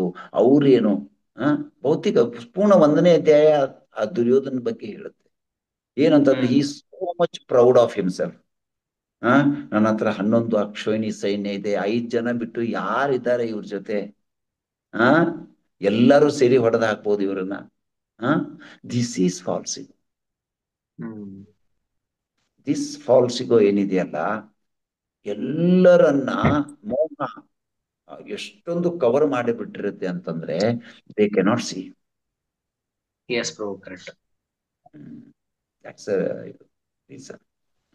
ವೆರಿ ಅದಕ್ಕೆ ಅದು ಏಷಾಂತು ಅಂತಗತಂ ಪಾಪಂ ಶ್ಲೋಕ ಬಹಳ ಸಲ ನೀವು ಅದನ್ನ ಕೋಟ್ ಮಾಡ್ತೀರಾ. ಅದು ಪಾಪಗಳಿಂದ ನಾವು ಮುಕ್ತರಾಗದೆ ಹೊರತು, ಪುಣ್ಯ ಕಾರ್ಯಗಳನ್ನ ಮಾಡದೆ ಹೊರತು ದೃಢವಾಗಿ ಭಕ್ತಿ ಮಾಡೋದು ಇಟ್ಸ್ ವೆರಿ ಡಿಫಿಕಲ್ಟ್. ಮತ್ತೆ ಅದಾಗೆ ಫಾಲ್ಸಿಗೂ ಬಹಳಷ್ಟು ಕೆಲಸ ಮಾಡುತ್ತೆ ಪ್ರಭು. It's very dangerous. ಹೌದು ಹೌದು ಹೌದು. It is very very subtle, very very subtle. 10 times ಅರ್ಥಗಿಂತ ಜಲ, ಜಲಕ್ಕಿಂತ ಅಗ್ನಿ, ಅಗ್ನಿಗಿಂತ ಗಾಳಿ, ಅದಕ್ಕಿಂತ ಆಕಾಶ, ಅದಕ್ಕಿಂತ ಮನಸ್ಸು, ಅದಕ್ಕಿಂತ ಬುದ್ಧಿ, ಅದಕ್ಕಿಂತ ಅತ್ಯಂತ ಸೂಕ್ಷ್ಮ ಈಗೋ ಫಾಲ್ಸ್. ಅದು ಹೇಳ್ತಾರಲ್ಲ ಪ್ರಭು, ಈ ನಮ್ಮ ಎಲ್ಲಾ ಅನರ್ಥಗಳು ಹೋದ್ರು ಈ ಸೂಕ್ಷ್ಮವಾಗಿರೋ ಫಾಲ್ಸಿಗೋ ಹೋಗೋದು ಲಾಸ್ಟಿಗೆ ಹೋಗುತ್ತೆ ಅಂತ ಹೇಳ್ತಾರೆ ಪ್ರಭು. That will go last. Yes, ಮುಕ್ತಿ ಅಥವಾ ಮೋಕ್ಷ ಅಂತಂದ್ರೆ that is only the thing. I am not this body. ಬ್ರಹ್ಮನ್ ಅನ್ನುವ ಅರ್ಥನೇ ಅದು. ಬ್ರಹ್ಮನ್ ಅಂತಂದ್ರೆ ಈ ಭೌತಿಕ ಸೃಷ್ಟಿಯ ಆಚೆ ಇರೋದು, ಸ್ಪಿರಿಚುವಲ್ ಮೀನ್ಸ್. ಒಂದ್ ಕಡೆ ಹೇಳ್ತಾರೆ ಟ್ರಾನ್ಸ್ಫಾರ್ಮೇಶನ್ ಆಫ್ ಕಾನ್ಶಿಯಸ್ನೆಸ್ ಅಂತ ಸ್ಪಷ್ಟವಾಗಿ ಹೇಳ್ತಾರೆ. Material to spiritual. Yes Prabhu. Thank you Prabhu. Hare Krishna. Hare Krishna. Hare Krishna. Hare Krishna Prabhu. Yes Prabhu, share please please. ಅದೇ ರಾಜಶೇಖರ್ ಪ್ರಭು ಮೆನ್ಷನ್ ಮಾಡಲ್ಲ, ಅದೇ ಈಗ ದುರ್ಯೋಧನ ಸಂಘದವ್ರನ್ನ ಕಟ್ಟಾಕ್ಬಿಡ್ತಾರೆ ಅಂತ ಬಂದಿರ್ತಾರೆ ಅವರು ಗಂಧರ್ವರು. ಇದು ಈಗ ಕಾರ್ತಿಕ ಮಾಸ ನಡೀತಾ ಇದೆ, ವರದಮಂಡಲ ಪರಿಕ್ರಮ ಪ್ರಾರಂಭ ಆಗಿದೆ. ಆದ್ರೆ ಕಾಮ್ಯವನದಲ್ಲಿ ವೃಂದಾಕೊಂಡಿದೆಯಲ್ಲ, ಅಲ್ಲಿ ಅಜ್ಞಾತವಾಸದಲ್ಲಿ ಅಲ್ಲಿ ಇರ್ತಾರೆ ಪಾಂಡವರು. ಅದು ಸೂಚನೆ ಗೊತ್ತಾಗಿ ಇವನು ಹೋಗಿ ಅಲ್ಲಿ ಗಂಧರ್ವರು ಸ್ನಾನ ಮಾಡ್ತಿರ್ತಾರೆ, ಹೆಣ್ಮಕ್ಳು ಬೆಳಗ್ಗೆ. ಏನೋ ಚಿಂತೆ ಮಾಡಿದಾಗ ಅವರು ಕಟ್ಟಾಕ್ಬಿಡ್ತಾರೆ. ಅದೇ ಆ ಘಟನೆ ಇವರು ರೆಫರ್ ಮಾಡಿ. ನೀವು ಕರೆಕ್ಟ್ ಹೇಳಿದ್ರಿ. ಅದೇ ಮಾರುತರಲ್ಲ, ಈ ಗಂಧರ್ವರು ಕಟ್ಟಿ ಹಾಕ್ಬೋದು. ಕರೆಕ್ಟ್ ನೀವು ಹೇಳಿದ್ರು. ಅವಾಗ ಯುಧಿಷ್ಠಿರ ಮಹಾರಾಜ ಕಳಿಸ್ತಾನೆ, ಇಲ್ಲ ಎಲ್ಲ ಏನೇ ಇದ್ರು ಕೂಡ ಫ್ಯಾಮಿಲಿ ಒಂದೇ. ಅವ್ನು ಕಿರ್ಚ್ಕೊಂತ, ಇವರು ಅಜ್ಞಾತವಾಸ ತೋರಿಸ್ಕೊಳಂಗಿಲ್ಲ, ಅವ್ರು ಕಿರ್ಚ್ಕೊಂತಾರೆ. ಯಾರೋ ಅಪಾಯದಿಂದ ಕಾಪಾಡು ಅಂತ ಹೇಳ್ತಾರೆ, ಯಾಕಂದ್ರೆ ಕ್ಷತ್ರಿಯರು ಕಾಪಾಡ್ಬೇಕು. ಇವ್ರು ಅರ್ಜುನ ಹೇಳ್ತಾರೆ ದುರ್ಯೋಧನ ಬಂಧಿಸ್ಲಿ ಅವನು ಕಷ್ಟಪಡ್ಲಿ ಅಂತಾನೆ. ಇಲ್ಲ ಯುಧಿಷ್ಠಿರ ಬರಲ್ಲ, ನಮ್ಮ ಕರ್ತವ್ಯ ಕಾಪಾಡ್ಬೇಕು ಅಂತ ಹೇಳಿ ಅಲ್ಲಿ ಕಾಪಾಡಿರ್ತಾನೆ. ಆದ್ರೆ ಇವನು ಅರ್ಜುನ ಗೊತ್ತಿರಲ್ಲ, ಮಾರ್ವೇಶ್ವರ ಇರ್ತಾನೆ. ಅರ್ಜುನ ವರ ನಿಮ್ಗೆ ಏನ್ ಬೇಕಾದ್ರೂ ಕೇಳು ಅಂತ ಹೇಳಿದಾಗ ನಾನು ಆ ಪೆಂಡಿಗೆ ಇಟ್ಕೊಂಡಿರ್ತಾನೆ ವರ. ಲಕ್ಷ್ಮಣ ಇಲ್ಲಿ ಕೃಷ್ಣ ಜ್ಞಾಪಿಸ್ತಾನೆ. ಕರೆಕ್ಟ್ ಸರಿಯಾಗಿ ಹೇಳಿದ್ರಿ ಪ್ರಭುಜಿ, ನಿಜ. ಏನದು ವರ, ಅದು ಹೆಂಗ್ ಕೊಟ್ಟಿರ್ತಾನೆ ವರ, ಅದು ನಂಗೆ ಅರ್ಥ ಆಗಿಲ್ಲ ಸ್ವಲ್ಪ. ಅದೇ ಪ್ರಭುಜಿ, ಅಂತಂದ್ರೆ ನಿನ್ಗೆ ಏನ್ ಬೇಕು ಕೇಳು ಅಂತ ನೀವ್ ಹೇಳಿದ್ರಲ್ಲ, ಅವನಿಗೆ ಡಿಸ್ಗೈಸ್ ನಲ್ಲಿ ಇರ್ತಾನೆ. ನಿನ್ಗೆ ಏನ್ ಬೇಕು ಕೇಳು ಅಂತಂದಾಗ, ಇಲ್ಲ ನಾನು ಸಮಯ ಬಂದಾಗ ಕೇಳ್ತೇನೆ ಅಂತ. ಅದು ಅವನಿಗೆ ಗೊತ್ತಿರುತ್ತೆ, ಇವನಿಗೆ ಗೊತ್ತಿರುತ್ತೆ. ಅಲ್ಲ ಸೊ ಕರೆಕ್ಟ್ ಆಗಿ ಯಾವಾಗ ಭೀಷ್ಮನ ಬಾಣಗಳನ್ನ ಅದು ಗಮನಿಸಿದ್ರೆ ದುರ್ಯೋಧನ ಕೊಟ್ಟಿದ್ ಮಾತು ನಡ್ಕೊಂತಾ ಇದ್ದಾನೆ. ಈಗಿನ ಕಾಲದಲ್ಲಿ ಪೋಸ್ಟೆಡ್ ಚೆಕ್ ಕೊಟ್ಟರು ಕೂಡ ನಡ್ಕೊಂಡಲ್ಲ, ಕೋರ್ಟ್ ಫೈಟ್ ಮಾಡಿದ್ರು ಆಗ. ಅವಾಗ ದುರ್ಯೋಧನಗಿಂತ ಯಾವ ನೀಚ ಸ್ಥಾನದಲ್ಲಿ ಇದ್ದೀವಿ ಅಂತ ಗೊತ್ತಾಗುತ್ತೆ. ನೋಡಿ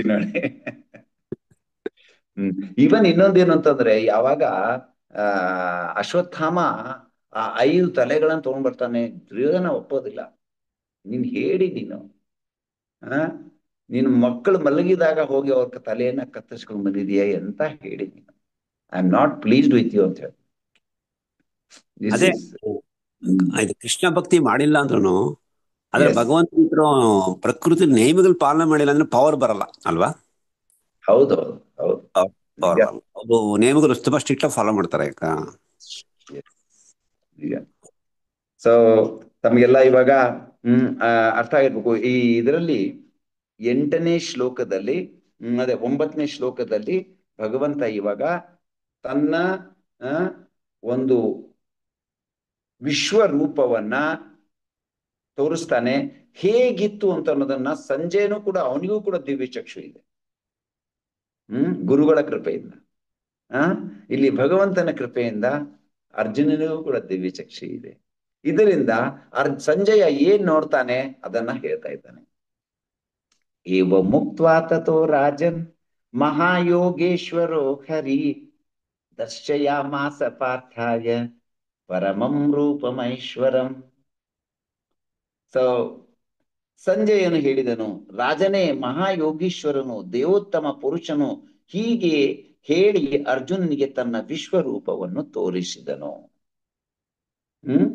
ಸೊ ವಿಶ್ವರೂಪವನ್ನ ಹೇಗೆ ತೋರಿಸಿದ, ಇನ್ನು ಸಂಜಯ ಆಲ್ಮೋಸ್ಟ್ ಒಂದು 20 ಶ್ಲೋಕಗಳಲ್ಲಿ ಅವನು ಏನ್ ನೋಡ್ತಾ ಇದ್ದಾನೆ ಅದನ್ನ ಹೇಳ್ತಾನೆ. ಸೊ ನೀನು ಅದನ್ನ ಹ್ಯಾಂಡ್ ಓವರ್ ಮಾಡಿ ಅನ್ಕೊಡಮ್ಮ, ಚಾರ್ಜ್ ಆಗಿರ್ಬೇಕು.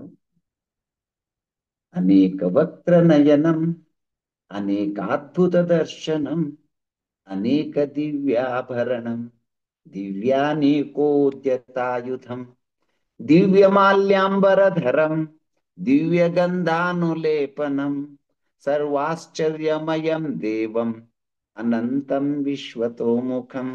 ಯಾರಾದ್ರೂ ಓದ್ತೀರಾ ಅನುವಾದ? ಓದ್ಲ ಪ್ರಭು? ಓದಿ. ಅನುವಾದ. ಶ್ರೀಲ ಪ್ರಭುಪಾದ್ ಕಿ ಜೈ. ಅರ್ಜುನನು ಆ ವಿಶ್ವರೂಪದಲ್ಲಿ ಅಸಂಖ್ಯಾತವಾದ ಬಾಯಿಗಳನ್ನು, ಅಸಂಖ್ಯಾತವಾದ ಕಣ್ಣುಗಳನ್ನು, ಅಸಂಖ್ಯಾತವಾದ ಅದ್ಭುತ ದರ್ಶನಗಳನ್ನು ಕಂಡನು. ಆ ರೂಪವು ಅನೇಕ ದಿವ್ಯ ಆಭರಣಗಳಿಂದ ಅಲಂಕೃತವಾಗಿತ್ತು ಮತ್ತು ಮೇಲಕ್ಕೆತ್ತಿದ ಅನೇಕ ದಿವ್ಯ ಆಯುಧಗಳನ್ನು ಹೊಂದಿತ್ತು.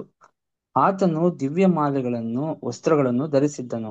ಹಲವು ದಿವ್ಯ ಗಂಧಗಳನ್ನು ಲೇಪಿಸಿಕೊಂಡಿದ್ದನು. ಎಲ್ಲವೂ ಆಶ್ಚರ್ಯಮಯವಾಗಿತ್ತು, ಉಜ್ವಲವಾಗಿತ್ತು, ಅನಂತವಾಗಿತ್ತು, ವಿಶ್ವತೋಮುಖವಾಗಿತ್ತು. ಸೊ 4 ಬಾರಿ ದಿವ್ಯ ದಿವ್ಯ ದಿವ್ಯ ಅಂತ ಉಪಯೋಗ ಮಾಡಿದ್ರು. ಅನೇಕ ವಕ್ರ ನಯನಂ ಅನೇಕಾದ್ಭುತ ದರ್ಶನಂ ಅನೇಕ ದಿವ್ಯಾಭರಣಂ ದಿವ್ಯಾನೇಕೋದ್ಯತಾಯುಧಂ ದಿವ್ಯ ಮಾಲ್ಯಾಂಬರಧರಂ ದಿವ್ಯಗಂಧಾನುಲೇಪನಂ ಸರ್ವಾಶ್ಚರ್ಯಮಯಂ ದೇವಂ ಅನಂತಂ ವಿಶ್ವತೋಮುಖಂ.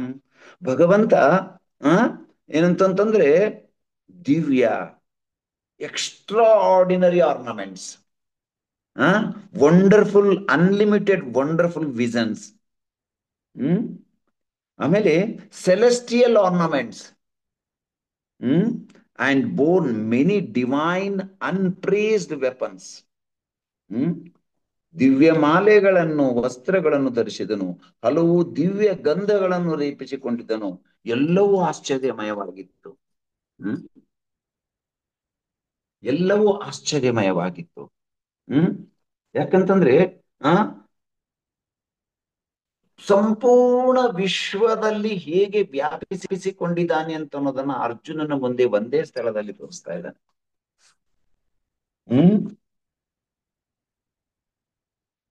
ಸೊ ಈ ಎರಡು ಶ್ಲೋಕಗಳಲ್ಲಿ ಅನೇಕ ಎನ್ನುವ ಪದವನ್ನು ಮತ್ತೆ ಮತ್ತೆ ಬಳಸಿರುವುದು ಅರ್ಜುನನು ನೋಡುತ್ತಿದ್ದ ಕೈಗಳು, ಬಾಯಿಗಳು, ಕಾಲುಗಳು ಮತ್ತು ಇತರ ಅಭಿವ್ಯಕ್ತಿಗಳ ಸಂಖ್ಯೆಗೆ ಮಿತಿಯೇ ಇರಲಿಲ್ಲ ಎಂದು.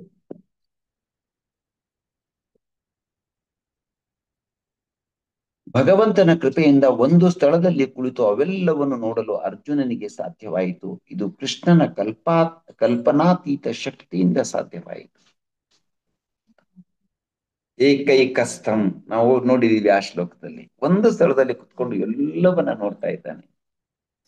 ದಿವಿ ಸೂರ್ಯ ಸಹಸ್ರಶ ಭವೇದ್ಯುಗಪದುತ್ಥಿತ ಯದಿ ಭಾಸದೃಶಿ ಸಾಕ್ಷಾತ್ ಭಾಸಸ್ತಶ್ಚ ಮಹಾತ್ಮನ. ಯಾರು ಓದ್ತೀರಾ? ಹರೇ ಕೃಷ್ಣ ಪ್ರಭು. ಎಸ್ ಓದಿ. ಲಕ್ಷಾಂತರ ಸೂರ್ಯರು ಒಟ್ಟಿಗೆ ಆಕಾಶದಲ್ಲಿ ಉದಯಿಸಿದರೆ ಅವರ ಪ್ರಭೆಯು ಆ ವಿಶ್ವರೂಪದಲ್ಲಿದ್ದ ಪರಮ ಪುರುಷನ ತೇಜಸ್ಸನ್ನು ಹೋಲಬಹುದಾಗಿತ್ತು. ಭಾವಾರ್ಥ ಓದಿ.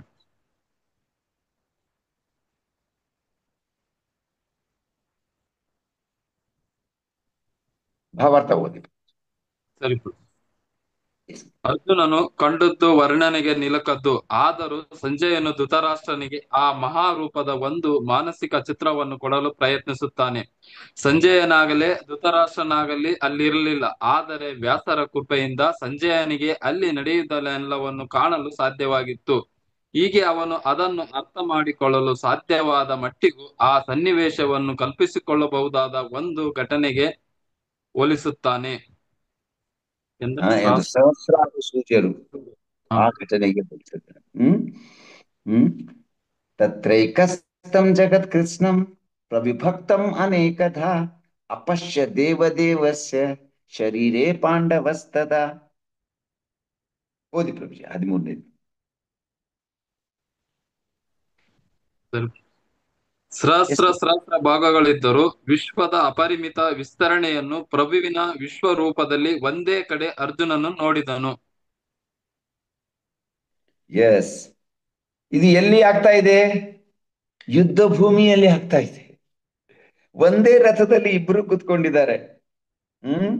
ತತ್ರ ದೇರ್ ತತ್ರೈಕಸ್ಥಂ ಏಕಸ್ಥಂ ಒಂದೇ ಸ್ಥಳದಲ್ಲಿ ಜಗತ್ ಕೃಷ್ಣಂ ಪ್ರವಿಭಕ್ತಂ ಅನೇಕದ ಸಹಸ್ರ ಭಾಗಗಳಿದ್ದರೂ ವಿಶ್ವದ ಅಪರಿಮಿತ ವಿಸ್ತರಣೆಗಳನ್ನು ಪ್ರಭುವಿನ ವಿಶ್ವರೂಪದಲ್ಲಿ ಒಂದೇ ಕಡೆ ಅರ್ಜುನನು ನೋಡಿದನು. So this is very important. ಯುದ್ಧ ಭೂಮಿಯಲ್ಲಿ ಇದ್ದಾನೆ ಅರ್ಜುನ ಮತ್ತು ಭಗವಂತ ಒಂದೇ ರಥದಲ್ಲಿ ಕುಳಿತುಕೊಂಡಿದ್ದಾರೆ. ಉಳಿದವರೆಲ್ಲರೂ ನೋಡ್ತಾ ಇದ್ದಾರೆ, ಯಾರಿಗೂ ವಿಶ್ವರೂಪ ಕಾಣಿಸ್ತಾ ಇಲ್ಲ. ಬರೀ ಅರ್ಜುನನಿಗೆ ಮಾತ್ರ ಕಾಣಿಸ್ತಾ ಇದ್ದಾನೆ. ಯಾಕಂತಂದ್ರೆ ಅರ್ಜುನನಿಗೆ ಆ ದಿವ್ಯ ಚಕ್ಷುಗಳನ್ನ ಕೊಟ್ಟಿದ್ದಾನೆ. ಸೊ ಅರ್ಜುನ ಭಗವಂತನ ಆ ಒಂದು ದಿವ್ಯ ಶರೀರವನ್ನ ಸಾವಿರ ಗ್ರಹ ವ್ಯೂಹಗಳನ್ನ ವೇದಿಕ ಶಾಸ್ತ್ರದಲ್ಲಿ ನಮ್ಗೆ ಇದ್ರ ಬಗ್ಗೆ ವಿವರಣೆ ಇರ್ತದೆ. ಅನಂತ ಕೋಟಿ ಬ್ರಹ್ಮಾಂಡಗಳು, ಗ್ರಹಗಳು. ಎಸ್,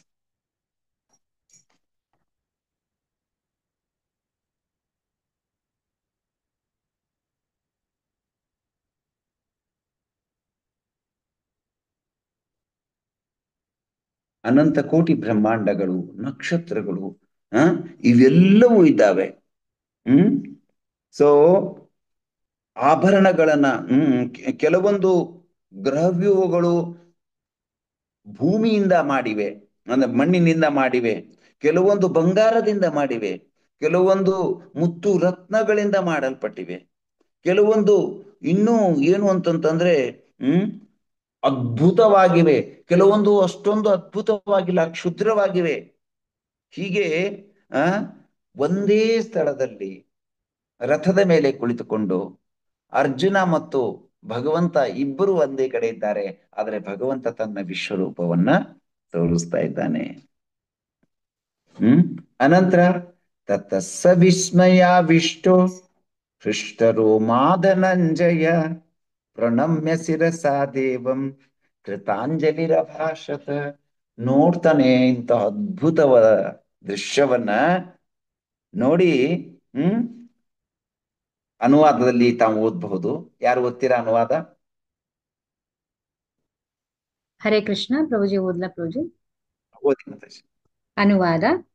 ಅನಂತರ ದಿಗ್ಭ್ರಮೆಯಿಂದ ಆಶ್ಚರ್ಯದಿಂದ ರೋಮಾಂಚನಗೊಂಡ ಅರ್ಜುನನು ತಲೆಬಾಗಿ ಪ್ರಣಾಮ ಮಾಡಿ ಕೈಗಳನ್ನು ಮುಗಿದುಕೊಂಡು ಪರಮಪ್ರಭುವಿಗೆ ಪ್ರಾರ್ಥನೆಯನ್ನು ಮಾಡಲು ಪ್ರಾರಂಭಿಸಿದನು. ಹರೇ ಕೃಷ್ಣ.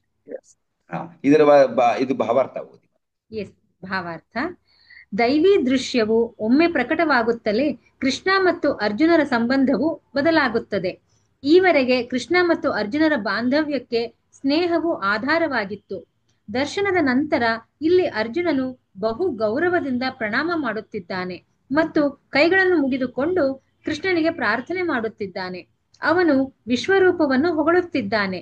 ಹೀಗೆ ಅರ್ಜುನನ ಬಾಂಧವ್ಯವು ಸ್ನೇಹದ ಬಾಂಧವ್ಯವಿರದೆ ಬೆರಗಿನ ಬಾಂಧವ್ಯವಾಗುತ್ತದೆ.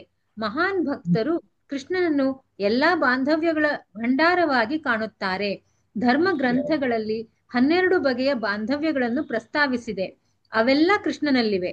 ಅವನು 2 ಜೀವಿಗಳ ನಡುವೆ, ದೇವತೆಗಳ ನಡುವೆ ಅಥವಾ ಪರಮ ಪ್ರಭು ಮತ್ತು ಅವನ ಭಕ್ತರ ನಡುವೆ ವಿನಿಮಯವಾಗುವ ಎಲ್ಲಾ ಬಾಂಧವ್ಯಗಳ ಸಾಗರ ಎಂದು ಹೇಳಲಾಗಿದೆ. ಇಲ್ಲಿ ಅರ್ಜುನನಿಗೆ ಬೆರಗಿನ ಬಾಂಧವ್ಯವು ಸ್ಫೂರ್ತಿಯನ್ನು ಕೊಟ್ಟಿತು. ಅವನು ಸಮಾಧಾನವಾದ, ಶಾಂತವಾದ ಮತ್ತು ನಿರುದ್ವಿಗ್ನವಾದ ಸ್ವಭಾವದವನು. ಆದರೂ ಇಲ್ಲಿ ತನ್ನ ಬೆರಗಿನಲ್ಲಿ ಅವನಿಗೆ ಹರ್ಷೋನ್ಮಾದವಾಯಿತು. ಅವನ ಕೂದಲು ನಿಮಿರಿತು ಮತ್ತು ಕೈಗಳನ್ನು ಮುಗಿದುಕೊಂಡು ಪರಮಪ್ರಭುವಿಗೆ ಪ್ರಣಾಮ ಮಾಡಲು ಪ್ರಾರಂಭಿಸಿದನು. ಅವನಿಗೆ ಹೆದರಿಕೆಯಾಗಲಿಲ್ಲ. ಪರಮಪ್ರಭುವಿನ ಅದ್ಭುತಗಳು ಅವನ ಮೇಲೆ ಪರಿಣಾಮ ಮಾಡಿದವು. ತತ್ಕ್ಷಣದ ಸಂದರ್ಭ ಬೆರಗು. ಅವನ ಸಹಜವಾದ ಪ್ರೇಮಪೂರ್ವಕ ಸ್ನೇಹವು ಬೆರಗಿನಿಂದ ಪರವಶವಾಯಿತು ಮತ್ತು ಅವನು ಈ ರೀತಿಯಲ್ಲಿ ಪ್ರತಿಕ್ರಿಯೆ ತೋರಿದನು. ಹರಿಬೋ. ಬಂದ್ರಿ ವಿದ್ಯಾಭೂಷಣ ಅವರು ಹೇಳ್ತಾರೆ, ಅರ್ಜುನ ಆ ಬೆರಗಿನಿಂದ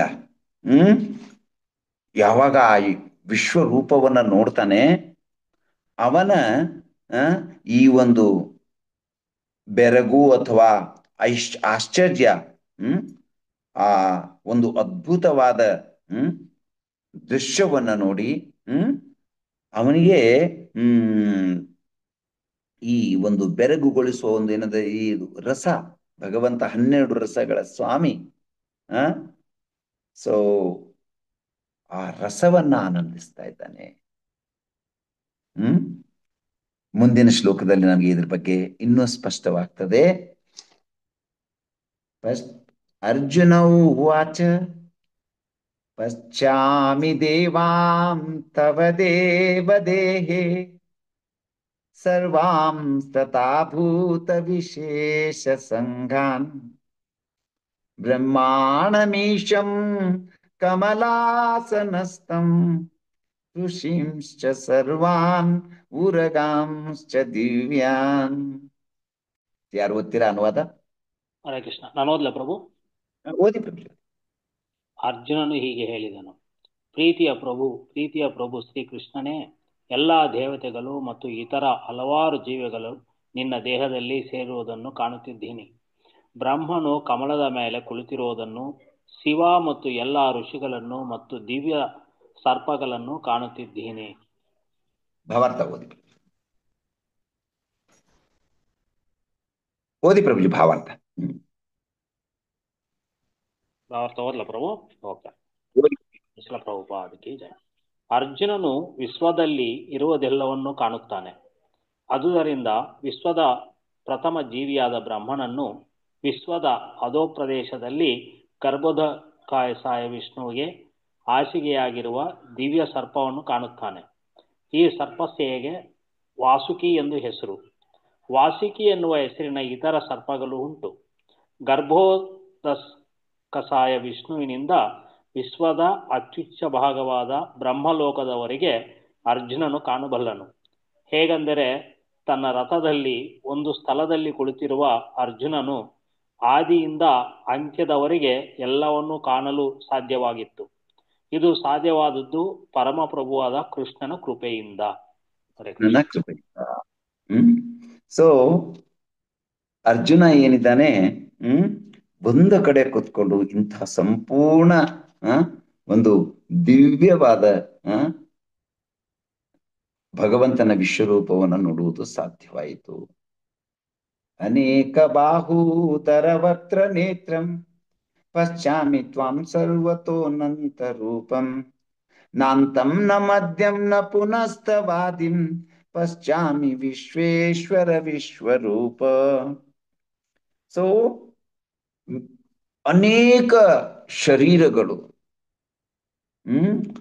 ವಿಶ್ವರೂಪನೇ ನಿನ್ನ ದೇಹದಲ್ಲಿ ನಾನು ಎಲ್ಲೆಲ್ಲೂ ಅಮಿತವಾಗಿ ವಿಸ್ತಾರಗೊಂಡ ಅನೇಕ ತೋಳುಗಳು, ಉದುರುಗಳು, ಬಾಯಿಗಳು ಮತ್ತು ಕಣ್ಣುಗಳನ್ನು ಕಾಣುತ್ತಿದ್ದೇನೆ. ನಿನ್ನ ಆದಿಯನ್ನಾಗಲಿ ಮಧ್ಯವನ್ನಾಗಲಿ ಅಂತ್ಯವನ್ನಾಗಲಿ ಕಾಣಲಾರೆನು. ಸೊ ಕೃಷ್ಣ ಅನಂತ, ಅಮಿತ. ಆದುದರಿಂದ ಇವೆಲ್ಲವನ್ನ ನೋಡೋದಕ್ಕೆ ಅರ್ಜುನನಿಗೆ ಸಾಧ್ಯವಾಯಿತು. ಕಿರೀಟಿನಂ ಗದಿನಂ ಚಕ್ರಿನಂ ಚ ತೇಜೋ ರಾಸಿಂ ಸರ್ವತೋ ದೀಪ್ತಿಮಂತಂ ಪಶ್ಚಾಮಿ ತ್ವಾಂ ದುರ್ನಿರೀಕ್ಷಂ ಸಮಂತಾತ್ ದೀಪ್ತಾನಲಾರ್ಕ ದ್ಯುತಿಮ ಪ್ರಮೇಯಂ. ಸೊ ನಾವಿಲ್ಲಿ ನೋಡ್ಬೋದು, ಮೊದಲಿಗೆ ಭಗವಂತ ತನ್ನ ವಿಶ್ವರೂಪವನ್ನ ತೋರಿಸೋದಕ್ಕೆ ಒಪ್ಕೊಂಡ. ಸಂಜಯ ಏನ್ ನೋಡಿದನೋ ಅದನ್ನ ಹೇಳೋದಕ್ಕೆ ಪ್ರಾರಂಭ ಮಾಡ್ದ. ಅದನ್ನ ನೋಡಿ ಅರ್ಜುನ ಹೇಳ್ತಾ ಇದ್ದಾನೆ, ಇದೆಲ್ಲ ನಾನು ನೋಡ್ತಾ ಇದ್ದೇನೆ ಅಂತ. ಅವನು ಪ್ರಾರ್ಥನೆ ಮಾಡೋದಕ್ಕೆ ಪ್ರಾರಂಭ ಮಾಡ್ತಾ ಇದ್ದಾನೆ. ಸೊ ಈಗ ಅರ್ಜುನ ಮುಂದೆ ನಿನ್ನ ರೂಪವನ್ನು ನೋಡುವುದು ಕಷ್ಟ, ತನ್ಗೇನ್ ಅನಿಸ್ತದೆ ಅದನ್ನ ತನ್ನ ಹೃದಯದಿಂದ ಹೇಳ್ತಾ ಇದ್ದಾನೆ. ಏಕೆಂದರೆ ನಿನ್ನ ರೂಪದ ಪ್ರಭೆಯು ಪ್ರಜ್ವಲಿಸುವ ಉರಿಯಂತೆ ಅಥವಾ ಅಳತೆಗೆ ಸಿಕ್ಕದ ಸೂರ್ಯ ಪ್ರಭೆಯಂತೆ ಸುತ್ತಲೂ ಹರಡಿದೆ. ಆದರೂ ನಾನು ಈ ಪ್ರಕಾಶಮಾನವಾದ ರೂಪವು ವಿವಿಧ ಕಿರೀಟಗಳಿಂದ, ಗದೆಗಳಿಂದ ಮತ್ತು ಚಕ್ರಗಳಿಂದ ಅಲಂಕೃತವಾಗಿರುವುದನ್ನು ಎಲ್ಲೆಲ್ಲೂ ಕಾಣುತ್ತಿದ್ದೇನೆ. ಮುಂದಿನ ಶ್ಲೋಕದಲ್ಲಿ ತ್ವಮಕ್ಷರಂ ಪರಮಂ ವೇದಿತವ್ಯಂ ತ್ವಮಸ್ಯ ವಿಶ್ವಸ್ಯ ಪರಂ ನಿಧಾನಂ ತ್ವಮವ್ಯಯ ಶಾಶ್ವತ ಧರ್ಮ ಗೋಪ್ತ ಸನಾತನಸ್ತ್ವಂ ಪುರುಷೋ ಮತೋ ಮೇ. ಸೊ ಯಾರಾದ್ರೂ ಓದ್ತೀರಾ ಅನುವಾದ? ಹರೇ ಕೃಷ್ಣ ಪ್ರಭು. ಓದ್ತೀನಿ ಪ್ರಭು. ಅನುವಾದ ಪ್ರಭುಪಾದರಿಂದ. ನೀನು ಪರಮವಾದ ಆದಿ ಲಕ್ಷ್ಯವು, ನೀನು ಎಲ್ಲ ವಿಶ್ವದ ಕಟ್ಟಕಡೆಯ ವಿಶ್ರಾಂತಿ ತಾಣ, ನಿನಗೆ ಕ್ಷಯವೇ ಇಲ್ಲ ಮತ್ತು ನೀನು ಅತ್ಯಂತ ಪ್ರಾಚೀನನು, ನೀನು ಸನಾತನ ಧರ್ಮದ ಪಾಲಕನು, ದೇವೋತ್ತಮ ಪುರುಷನು. ಇದು ನನ್ನ ಅಭಿಪ್ರಾಯ. ಹರೇ ಕೃಷ್ಣ. ಸೊ ಭಗವಂತ ಏನಿದ್ದಾನೆ, ಇಮ್ಮಿಸರೇಬಲ್, ಅಪ್ರಮೇಯ. 17ನೇ ಶ್ಲೋಕದಲ್ಲೂ ಕೂಡ ಅರ್ಜುನ ಭಗವಂತನಿಗೆ ಹೇಳ್ತಾನೆ, ಪಶ್ಚಾಮಿ ತ್ವಾಂ ದುರ್ನಿರೀಕ್ಷಂ ಸಮಂತಾತ್ ದೀಪ್ತಾನಲಾರ್ಕ ದ್ಯುತಿಮ ಪ್ರಮೇಯಂ. ಇದರಲ್ಲಿ ಹೇಳ್ತಾ ಇದ್ದಾನೆ, ತ್ವಮವ್ಯಯ ಶಾಶ್ವತ ಧರ್ಮಗೋಪ್ತ ಸನಾತನಸ್ತಂ ಪುರುಷೋ ಮತೋ ಮೇ. ತ್ವಮಕ್ಷರಂ, ನೀನು ನಿನ್ನನ್ನ ಮೀಸರ್ ಮಾಡೋದಕ್ಕಾಗೋದಿಲ್ಲ. ಮುಂದಿನ ಶ್ಲೋಕದಲ್ಲಿ ಅನಾದಿ ಮಧ್ಯಾಂತಮನಂತ ವೀರ್ಯಂ ಅನಂತ ಬಾಹುಂ ಶಶಸೂರ್ಯ ನೇತ್ರಂ ಪಶ್ಚಾಮಿ ತ್ವಾಂ ದೀಪ್ತ ಹುತಾಶ ವಕ್ತ್ರಂ ಸ್ವತೇಜಸಾ ವಿಶ್ವಮಿದಂ ತಪಂತಂ. ಯಾರಾದ್ರು ಇದು ಭಾವಾರ್ಥನು ಓದಿ. ಓದಿ. ಅನುವಾದ. ನಿನಗೆ ಆದಿ ಮಧ್ಯ ಮತ್ತು ಅಂತ್ಯಗಳಿಲ್ಲ, ನಿನ್ನ ಮಹಿಮೆಗೆ ಮಿತಿ ಇಲ್ಲ, ನಿನಗೆ ಅಸಂಖ್ಯಾತ ಬಾಹುಗಳಿವೆ, ಸೂರ್ಯಚಂದ್ರರು ನಿನ್ನ ಕಣ್ಣುಗಳು, ಪ್ರಜ್ವಲಿಸುವ ಉರಿಯು ನಿನ್ನ ಬಾಯಿಯಿಂದ ಹೊರಬರುತ್ತಿರುವುದನ್ನು, ನಿನ್ನ ಪ್ರಕಾಶವು ಇಡೀ ವಿಶ್ವವನ್ನು ಸುಡುತ್ತಿರುವುದನ್ನು ಕಾಣುತ್ತಿದ್ದೇನೆ. ಭಾವಾರ್ಥ. ದೇವೋತ್ತಮ ಪರಮಪುರುಷನ 6 ಐಶ್ವರ್ಯಗಳಿಗೆ ಮಿತಿಯೇ ಇಲ್ಲ. ಇಲ್ಲಿ ಮತ್ತು ಹಲವು ಇತರ ಸ್ಥಳಗಳಲ್ಲಿ ಪುನರಾವರ್ತಿ ಇದೆ. ಆದರೆ ಧರ್ಮಗ್ರಂಥಗಳ ಪ್ರಕಾರ ಕೃಷ್ಣನ ಮಹಿಮೆಗಳ ಪುನರಾವರ್ತಿಯು ಸಾಹಿತ್ಯಕವಾಗಿ ದೌರ್ಬಲ್ಯವಲ್ಲ, ದಿಗ್ಭ್ರಮೆ ಅಥವಾ ಬೆರಗು ಅಥವಾ ಮಹತ್ತರವಾದ ಹರ್ಷೋನ್ಮಾದದ ಕಾಲದಲ್ಲಿ ಹೇಳಿಕೆಗಳು ಪುನರಾವರ್ತಿಯಾಗುತ್ತವೆ ಎಂದು ಹೇಳಲಾಗಿದೆ. ಇದು ದೋಷವಲ್ಲ. ಹರೇ ಕೃಷ್ಣ. ಇಲ್ಲಿ ಭಗವಂತ ತನ್ನ ಕಾಲ ರೂಪವನ್ನ ತೋರಿಸ್ತಾ ಇದ್ದಾನೆ. ಹೌ ಹೀಸ್ ಅವನ ಎಲ್ಲ ಸೃಷ್ಟಿ, ಪಾಲನೆ ಮತ್ತು ಲಯ, ನಾಶಕ್ಕೆ ಕಾರಣನೋ. ಸೊ ಇನ್ನು 10 ಶ್ಲೋಕಗಳಲ್ಲಿ ಇದ್ರ ಬಗ್ಗೆ ವರ್ಣಿತೆ ಇದೆ. ದ್ಯಾವಾ ಪೃಥಿವ್ಯೋರಿದಮಂತರಂ ಹಿ ವ್ಯಾಪ್ತಂ ತ್ವಯೈಕೇನ ದಿಶಶ್ಚ ಸರ್ವಾ ವಿಶ್ವಾದ್ಭುತಂ ರೂಪಂ ಉಗ್ರಂ ತವೇದಂ ಲೋಕತ್ರಯಂ ಪ್ರವ್ಯತಿತಂ ಮಹಾತ್ಮನಂ. ಯಾರು ಓದ್ತೀರಾ? ಹರೇ ಕೃಷ್ಣ. ಅನುವಾದ. ಅನುವಾದ. ನೀನು ಒಬ್ಬನೇ, ಆದರೂ ನೀನು ಆಕಾಶವನ್ನು, ಎಲ್ಲಾ ಲೋಕಗಳನ್ನು, ಅವುಗಳ ನಡುವಣ ಎಲ್ಲಾ ಸ್ಥಳವನ್ನು ವ್ಯಾಪಿಸಿದ್ದೀಯೆ. ಮಹಾತ್ಮನೇ, ಈ ಅದ್ಭುತವಾದ ಮತ್ತು ಉಗ್ರವಾದ ರೂಪವನ್ನು ಕಂಡು 3 ಲೋಕಗಳು ಭಯಗೊಂಡಿವೆ. ಹರೇ ಕೃಷ್ಣ. ಸೊ ಭಗವಂತ ಇಲ್ಲಿ ಭಾವಾರ್ಥ ಒಂದು ಓದ್ಬೇಡಿ ಪ್ರಭು. ಧ್ಯಾವಾ ಪೃಥಿವ್ಯೋ. ಭಾವಾರ್ಥ ಶ್ರೀಲ ಪ್ರಭುಪಾದರಿಂದ. ಧ್ಯಾವಾ ಪೃಥಿವ್ಯೋಹೋ, ಸ್ವರ್ಗ ಮತ್ತು ಭೂಮಿಗಳ ನಡುವಣ ಸ್ಥಳ, ಮತ್ತು ಲೋಕತ್ರಯಂ, 3 ಲೋಕಗಳು. ಈ ಶ್ಲೋಕದಲ್ಲಿ ಮಹತ್ವದ ಶಬ್ದಗಳು, ಏಕೆಂದರೆ ಪ್ರಭುವಿನ ಈ ವಿಶ್ವರೂಪವನ್ನು ಅರ್ಜುನನು ಮಾತ್ರವಲ್ಲದೆ ಇತರ ಲೋಕ ವ್ಯೂಹಗಳಲ್ಲಿರುವವರು ನೋಡಿದರು ಎಂದು ಕಾಣುತ್ತದೆ. ಅರ್ಜುನನು ವಿಶ್ವರೂಪವನ್ನು ಕಂಡದ್ದು ಕನಸಾಗಿರಲಿಲ್ಲ. ಪ್ರಭುವು ಯಾರಿಗೆ ದಿವ್ಯ ದೃಷ್ಟಿಯನ್ನ ಕರುಣಿಸಿದನೋ ಅವರೆಲ್ಲರೂ ರಣರಂಗದಲ್ಲಿನ ಈ ವಿಶ್ವರೂಪವನ್ನು ಕಂಡರು. ಹರೇ ಕೃಷ್ಣ. ಸೊ ಯುದ್ಧ ರಂಗದಲ್ಲಿ, ಕುರುಕ್ಷೇತ್ರ ಯುದ್ಧ ರಂಗದಲ್ಲಿ ಅರ್ಜುನ ಮತ್ತು ಭಗವಂತ ಕೃಷ್ಣ ಒಂದೇ ರಥದಲ್ಲಿದ್ದಾರೆ. 64 ಕೋಟಿ ಸೈನ್ಯ ಏನಿದೆ ನೋಡ್ತಾ ಇದೆ, ಆದ್ರೆ ಅವ್ರಿಗೆ ಯಾರಿಗೂ ಕಾಣಿಸ್ತಾ ಇಲ್ಲ. ಆದ್ರೆ ಭಗವಂತ ದೇವತೆಗಳಿಗೆ ಕರುಣೆ ತೋರಿಸಿ ಅವರು ಈ ವಿಶ್ವರೂಪವನ್ನು ನೋಡುವಂತೆ ಅವಕಾಶ ಮಾಡಿಕೊಟ್ಟಿದ್ದಾನೆ. ಅರ್ಜುನನಿಗೂ ಕೂಡ ಅವರನ್ನ ನೋಡೋದಕ್ಕೆ ಅವಕಾಶ ಮಾಡಿಕೊಟ್ಟಿದ್ದಾನೆ. ಭಗವಂತನ ಇಚ್ಛೆಯಿಂದ ಪ್ರತಿಯೊಂದು ನಡೀತದೆ. ಇದು ಮೇಲಿಂದ ಮೇಲೆ ಭಗವದ್ಗೀತೆಯಲ್ಲಿ ಸ್ಥಾಪಿಸಿ ಅಂತಂದ್ರೆ ಪುನಃ ಏನು ನಮ್ಮಲ್ಲಿ ಆ ವಿಶ್ವಾಸ ಬರೋ ಹಾಗೆ ಭಗವಂತ ಪ್ರತಿಯೊಂದು ಹೇಳ್ತಾನೆ, ನನ್ನ ಭಕ್ತನಾಗು, ದೇವತೆಗಳು ನನ್ನ ಭಕ್ತರು, ವಿಶ್ವಸನೀಯರು, ಅವರಿಗೆ ಒಂದು ನೋಡುವ ಅವಕಾಶ. ಅದೇ ರೀತಿ ಇವನು ಒಂದೇ ಸ್ಥಳದಲ್ಲಿ ಕುತ್ಕೊಂಡು ಆ ಎಲ್ಲ ದಿವ್ಯ ಲೋಕಗಳಲ್ಲಿರುವ ಆ ನಿವಾಸಿ ದೇವತೆಗಳಿಗನ್ನ ನೋಡೋದಕ್ಕೆ ಸಾಧ್ಯ ಆಯಿತು. 21 ಅಮೀಹಿ ತ್ವಾಂ ಸುರ ಸಂಗಾವಿಶಂತಿ ಕೇಚಿತ್ ಭೀತಾ ಪ್ರಾಂಜಲಯೋ ಗೃಣಂತಿ ಸ್ವಸ್ತಿತ್ಯುಕ್ತ್ವಾ ಮಹರ್ಷಿ ಸಿದ್ಧ ಸಂಘಾ ಸ್ತುವಂತಿ ತ್ವಾಂ ಸ್ತುತಿಭಿ ಪುಷ್ಕಲಾಭಿ. ಯಾರು ಓದ್ತೀರಾ?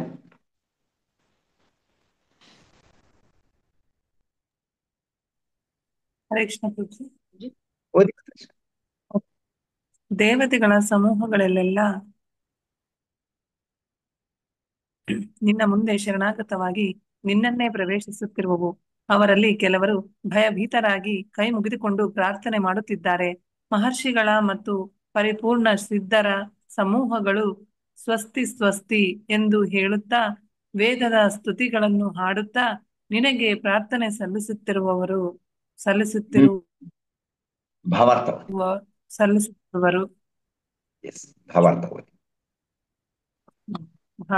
ಸ್ವಾಮಿ ಶ್ರೀಲ ಪ್ರಭುಪಾದ. ಎಲ್ಲ ಲೋಕ ವ್ಯೂಹಗಳ ದೇವತೆಗಳು ವಿಶ್ವರೂಪದ ಉಗ್ರ ಅಭಿವ್ಯಕ್ತಿಯಿಂದ ಮತ್ತು ಅದರ ಕಣ್ಣು ಕೋರೈಸುವ ಪ್ರಭೆಯಿಂದ ಭಯಭೀತರಾಗಿದ್ದಾರೆ ಮತ್ತು ರಕ್ಷಿಸಬೇಕೆಂದು ಪ್ರಾರ್ಥಿಸುತ್ತಿದ್ದಾರೆ. ಸೊ ಆ ದೇವತೆಗಳೆಲ್ಲ ಭಗವಂತನನ್ನ ನೋಡಿ, ಅವನ ವಿಶ್ವರೂಪವನ್ನು ನೋಡಿ, ಅದರ ಆಶ್ರಯವನ್ನ ತೆಗೆದುಕೊಂಡು ಪಾಹಿ ಪಾಹಿ ಪ್ಲೀಸ್ ಪ್ರೊಟೆಕ್ಟ್ ಪ್ಲೀಸ್ ಪ್ರೊಟೆಕ್ಟ್ ಹ್ಮ್ ಆ? ಆಮೇಲೆ ಮಹರ್ಷಿಗಳು, ಮಹರ್ಲೋಕದ ಜನ ವಾಸಿಗಳು, ಜನಾಲೋಕ, ತಪೋಲೋಕ, ಸತ್ಯಲೋಕದವರು, ಅವರೆಲ್ಲರೂ ಮಹಾನ್ ಸಾಧುಗಳು, ಪರ್ಫೆಕ್ಟೆಡ್ ಬೀಯಿಂಗ್ಸ್ ಕ್ರೈಂಗ್ ಶಾಂತಿ ಶಾಂತಿ ಸರ್ವ ಶಾಂತಿ. ಅವರು ಕೂಡ ಭಗವಂತನಿಗೆ ವೇದ ಮಂತ್ರಗಳನ್ನ ಹೇಳಿ ಸ್ವಸ್ತಿ ಸ್ವಸ್ತಿ ಅಂತ ಬೇಡ್ಕೊಳ್ತಾ ಇದ್ದಾರೆ. ರುದ್ರಾದಿತ್ಯ ವಸವು ಯೇ ಚ ಸಾಧ್ಯ ವಿಶ್ವೇಶ್ವಿನೋ ಮರುತಶ್ಚೋಷ್ಮ ಪಾಶ್ಚ ಗಂಧರ್ವ ಯಕ್ಷ ಸುರಸಿದ್ಧ ಸಂಗ ವೀಕ್ಷಂತೆ ತ್ವಾಂ ವಿಸ್ಮಿತಾಶ್ಚೈವ ಸರ್ವೇ. ಯಾರಾದ್ರೂ ಓದ್ತೀರಾ? ಹರೇ ಕೃಷ್ಣ. ಹರೇ ಕೃಷ್ಣ.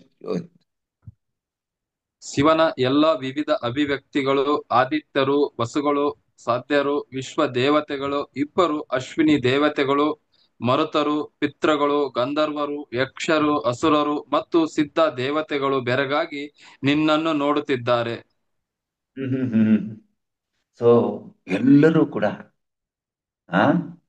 ಭಗವಂತನ ಈ ಕಾಲರೂಪ ಎಲ್ಲರೂ ಇದನ್ನ ನೋಡ್ತಾ ಇದ್ದಾರೆ. 23 ರೂಪಂ ಮಹತ್ತೇ ಬಹುವಕ್ತ್ರ ನೇತ್ರಂ ಮಹಾಪಾಕೋ ಬಹುಬಾಹುರುಪಾದಂ ಬಹುದರಂ ಬಹುದಂಷ್ಟ್ರಾಕರಾಲಂ ದೃಷ್ಟ್ವಾ ಲೋಕಾ ಪ್ರವ್ಯಥಿತಾಸ್ತತಾಹಂ. ಸೊ ಯಾರಾದ್ರೂ ಓದ್ತೀರಾ? ಹರೇ ಕೃಷ್ಣ. ಹರೇ ಕೃಷ್ಣ. ಓದಿ ಮಾತಾಜಿ. ಯಾರು ಓದ್ತಾರೆ? ಹರೇ ಕೃಷ್ಣ. ಮಾತಾಜಿ ಓದಿ ಮಾತಾಜಿ. ಅನುತ್ತಮ ಮನಸ್ಸು. ಹರೇ ಕೃಷ್ಣ. ಅನುವಾದ.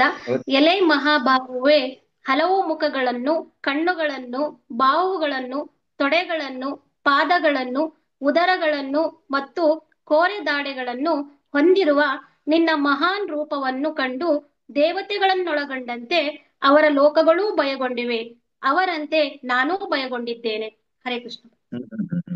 ಸೊ ಅರ್ಜುನ ತನ್ನ ಒಂದು ಹೃದಯದ ಮಾತನ್ನ ಹೇಳ್ತಾ ಇದ್ದಾನೆ. ಇದು 30ನೇ ಶ್ಲೋಕದವರೆಗೆ ಈ ಕಾಲರೂಪ, ಭಗವಂತನ ಕಾಲರೂಪ ಏನಿದೆ ಅದನ್ನ ನೋಡಿ ತನ್ನ ಭಾವವನ್ನ ವರ್ಣಿಸ್ತಾನೆ. ನಾನು ಕೂಡ ಹೆದರಿದ್ದೇನೆ ಕೃಷ್ಣ.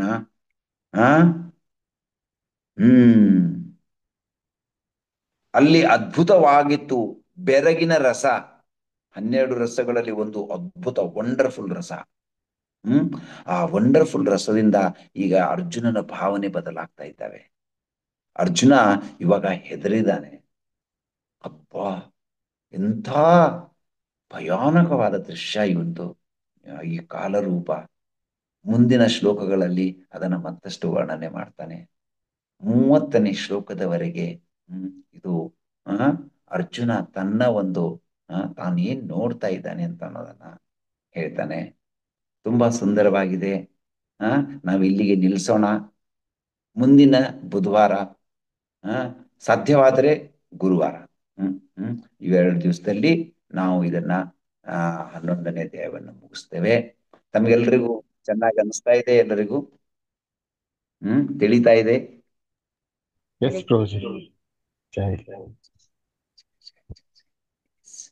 ಸ್ವಲ್ಪ ಮಧ್ಯ ಅದು ಏನು ಚಾರ್ಜಿಂಗ್ ಕಡಿಮೆ ಆಗಿತ್ತು ಅಂತ ಕಾಣುತ್ತೆ. ಅದಕ್ಕೆ ಇಮಿಡಿಯೇಟ್ಲಿ ಕಟ್ ಆಫ್ ಆಯ್ತು ಲ್ಯಾಪ್ಟಾಪ್, ಇದು ಟ್ಯಾಬ್. ಸೊ ಅದಕ್ಕೆ ಒಂದ್ ಸ್ವಲ್ಪ ಡಿಸ್ಟರ್ಬೆನ್ಸ್ ಆಯ್ತು. ಭಾನುಪತಿ ಪ್ರಭು, ತಮಗೆ ಅರ್ಥ ಆಗ್ತಾ ಇದೆನಾ? మీది అర్థం అవుతుందా ప్రభుజీ?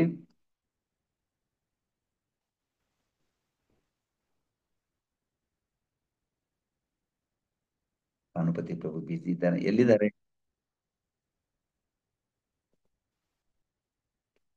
ಓಕೆ. ಚಂಪಕಲತಾ ಮಾತಾಜಿ ಅವರು ತಮಗೆ ಅರ್ಥ ಆಗ್ತಾ ಇದೆನಾ ತಮಗೆ ಪ್ರಭುಜಿ ಅವ್ರಿಗೆ? Hare Krishna. Yes Prabhuji, yes Prabhuji, very nice Prabhuji. Hare Krishna. Giridhari Shyam Prabhu, very nice comments and thank you Prabhuji for coming. Mallikarjun Prabhu, ಹೇಗೆ ಅನಿಸ್ತಾ ಇದೆ? ತುಂಬಾ ಚೆನ್ನಾಗಿದೆ ಕ್ಲಾಸ್ ಚೆನ್ನಾಗಿತ್ತು. ಚೆನ್ನಾಗಿ ತಿಳಿತಾ ಇದೆ ಅಲ್ಲ? ಹಾ yes yes. Narasimha Gaurari Prabhu, very nice Prabhu, nice class, very nice class. ಜೈ ಹರೇ ಕೃಷ್ಣ ಪ್ರಭು, ಹರೇ ಕೃಷ್ಣ. Very clear Prabhu. ಜೈ ಅಂಡ್ ರಂಗಮಯ್ಯ ವಿಜಯರಾಜ್ ಪ್ರಭು, ಹರೇ ಕೃಷ್ಣ. ಹರೇ ಕೃಷ್ಣ ಪ್ರಭುಜಿ, ದಂಡೋತ್ನ ಪ್ರಭುಜಿ. ತುಂಬಾ ಚೆನ್ನಾಗಿ ಅರ್ಥ ಆಗ್ತಾ ಇದೆ ಪ್ರಭುಜಿ. ಪ್ರಭುಜಿ, ಇದು ಸೆಷನ್ ವೈಸ್ ಸ್ವಲ್ಪ ಹೇಳ್ಕೊಡಿ ಪ್ರಭುಜಿ. ಎಲ್ಲ ಹೇಳ್ಕೊಡ್ತೇನೆ ನಿಮಗೆ, ಕಳಿಸ್ತೇನೆ. ಇವನ್ ಮುಂದಿನ ಇದನ್ನು ಕೂಡ ಕಳಿಸ್ತೇನೆ. ನೋ ಪ್ರಾಬ್ಲಮ್, ಪ್ರತಿಯೊಂದನ್ನ ಕಳಿಸ್ಕೊಡ್ತೇನೆ. ಸರಿ. Yes. Rasaraj Gokulesh Prabhuji. Yes, Rasaraj Gopal Prabhuji. Yes Prabhuji, ಮರುತರು ಅಂತಂದ್ರೆ ಅವ್ರ ಬಗ್ಗೆ ಸ್ವಲ್ಪ ಹೇಳಿ ಪ್ರಭು. ಮರುತರು ಅಂದ್ರೆ ಯಾರು ಅಂತ?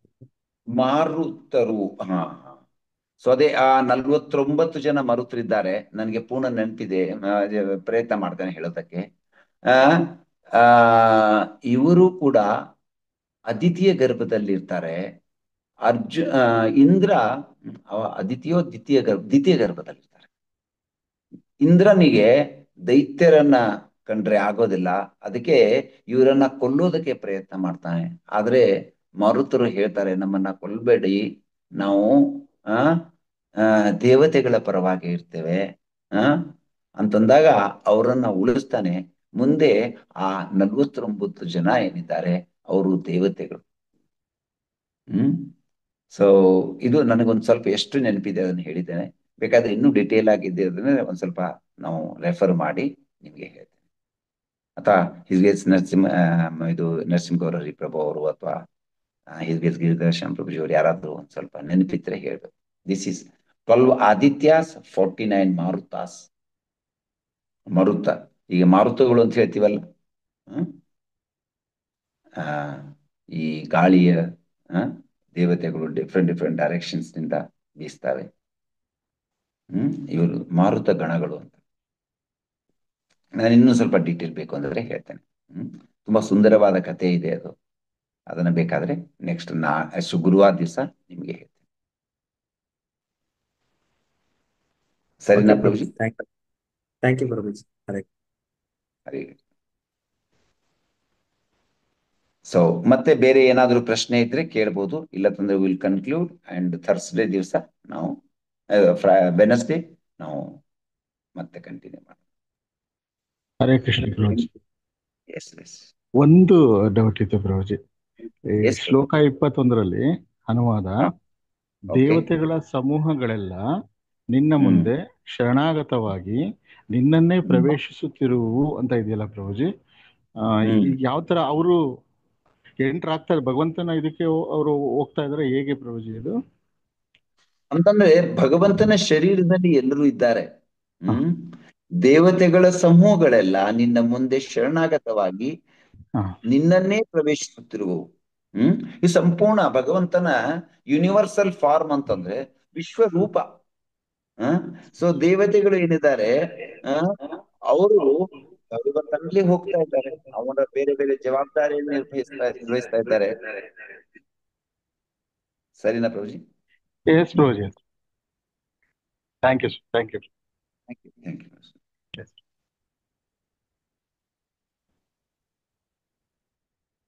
ಸೊ ವೆಂಕಟಪತಿ ಜಗದೀಶ್ವರ್ ಪ್ರಭು,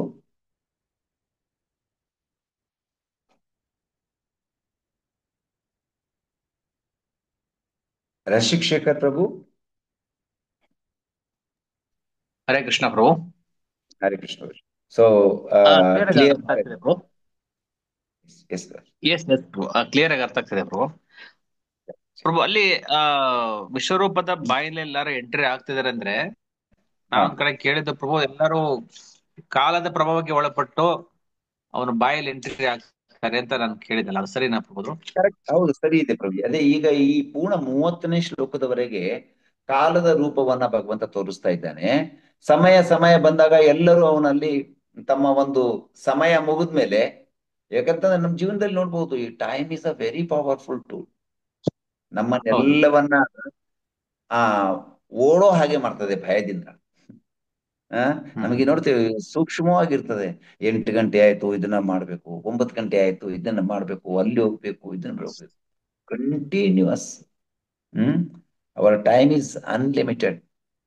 ಯಾರೋ ಹೇಳ್ತಾ ಇದ್ರು, ಪ್ರಭು ಹೇಳ್ತಿದ್ರು, ಯಾರೋ ಹೇಳ್ತಿದ್ರು, ಮಾಡ್ಬೇಕಾದ ಕಾರ್ಯಗಳು ಬಹಳಷ್ಟಿವೆ, ಆದ್ರೆ ನಮಗಿರುವ ಸಮಯ ಬಹಳ ಕಡಿಮೆ ಇದೆ.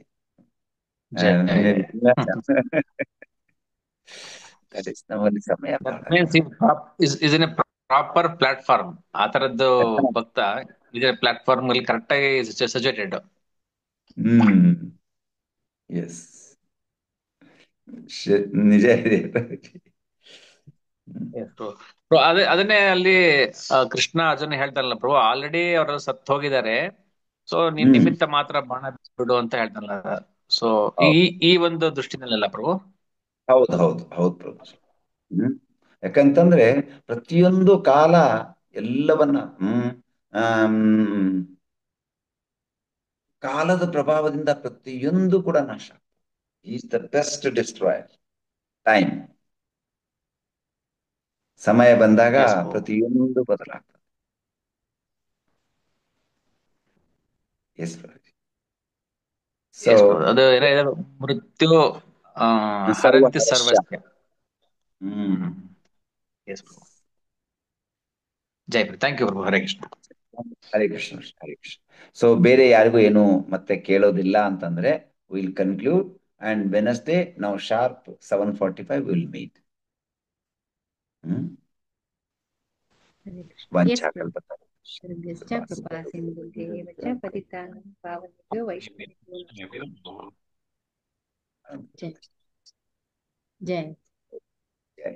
ಅದೇ ಶ್ಯಾಮಕಾಂತ ಮಾತಾಜಿ ಅವ್ರು ಏನಾದ್ರು ಹೇಳ್ಬೇಕಾ? ಏನಿಲ್ಲ Prabhuji. Hare Krishna. Yes we can end. Yes we can ನಾನು ಎಂಡ್ ಮಾಡ್ತೀನಿ ಮಾಡಿ.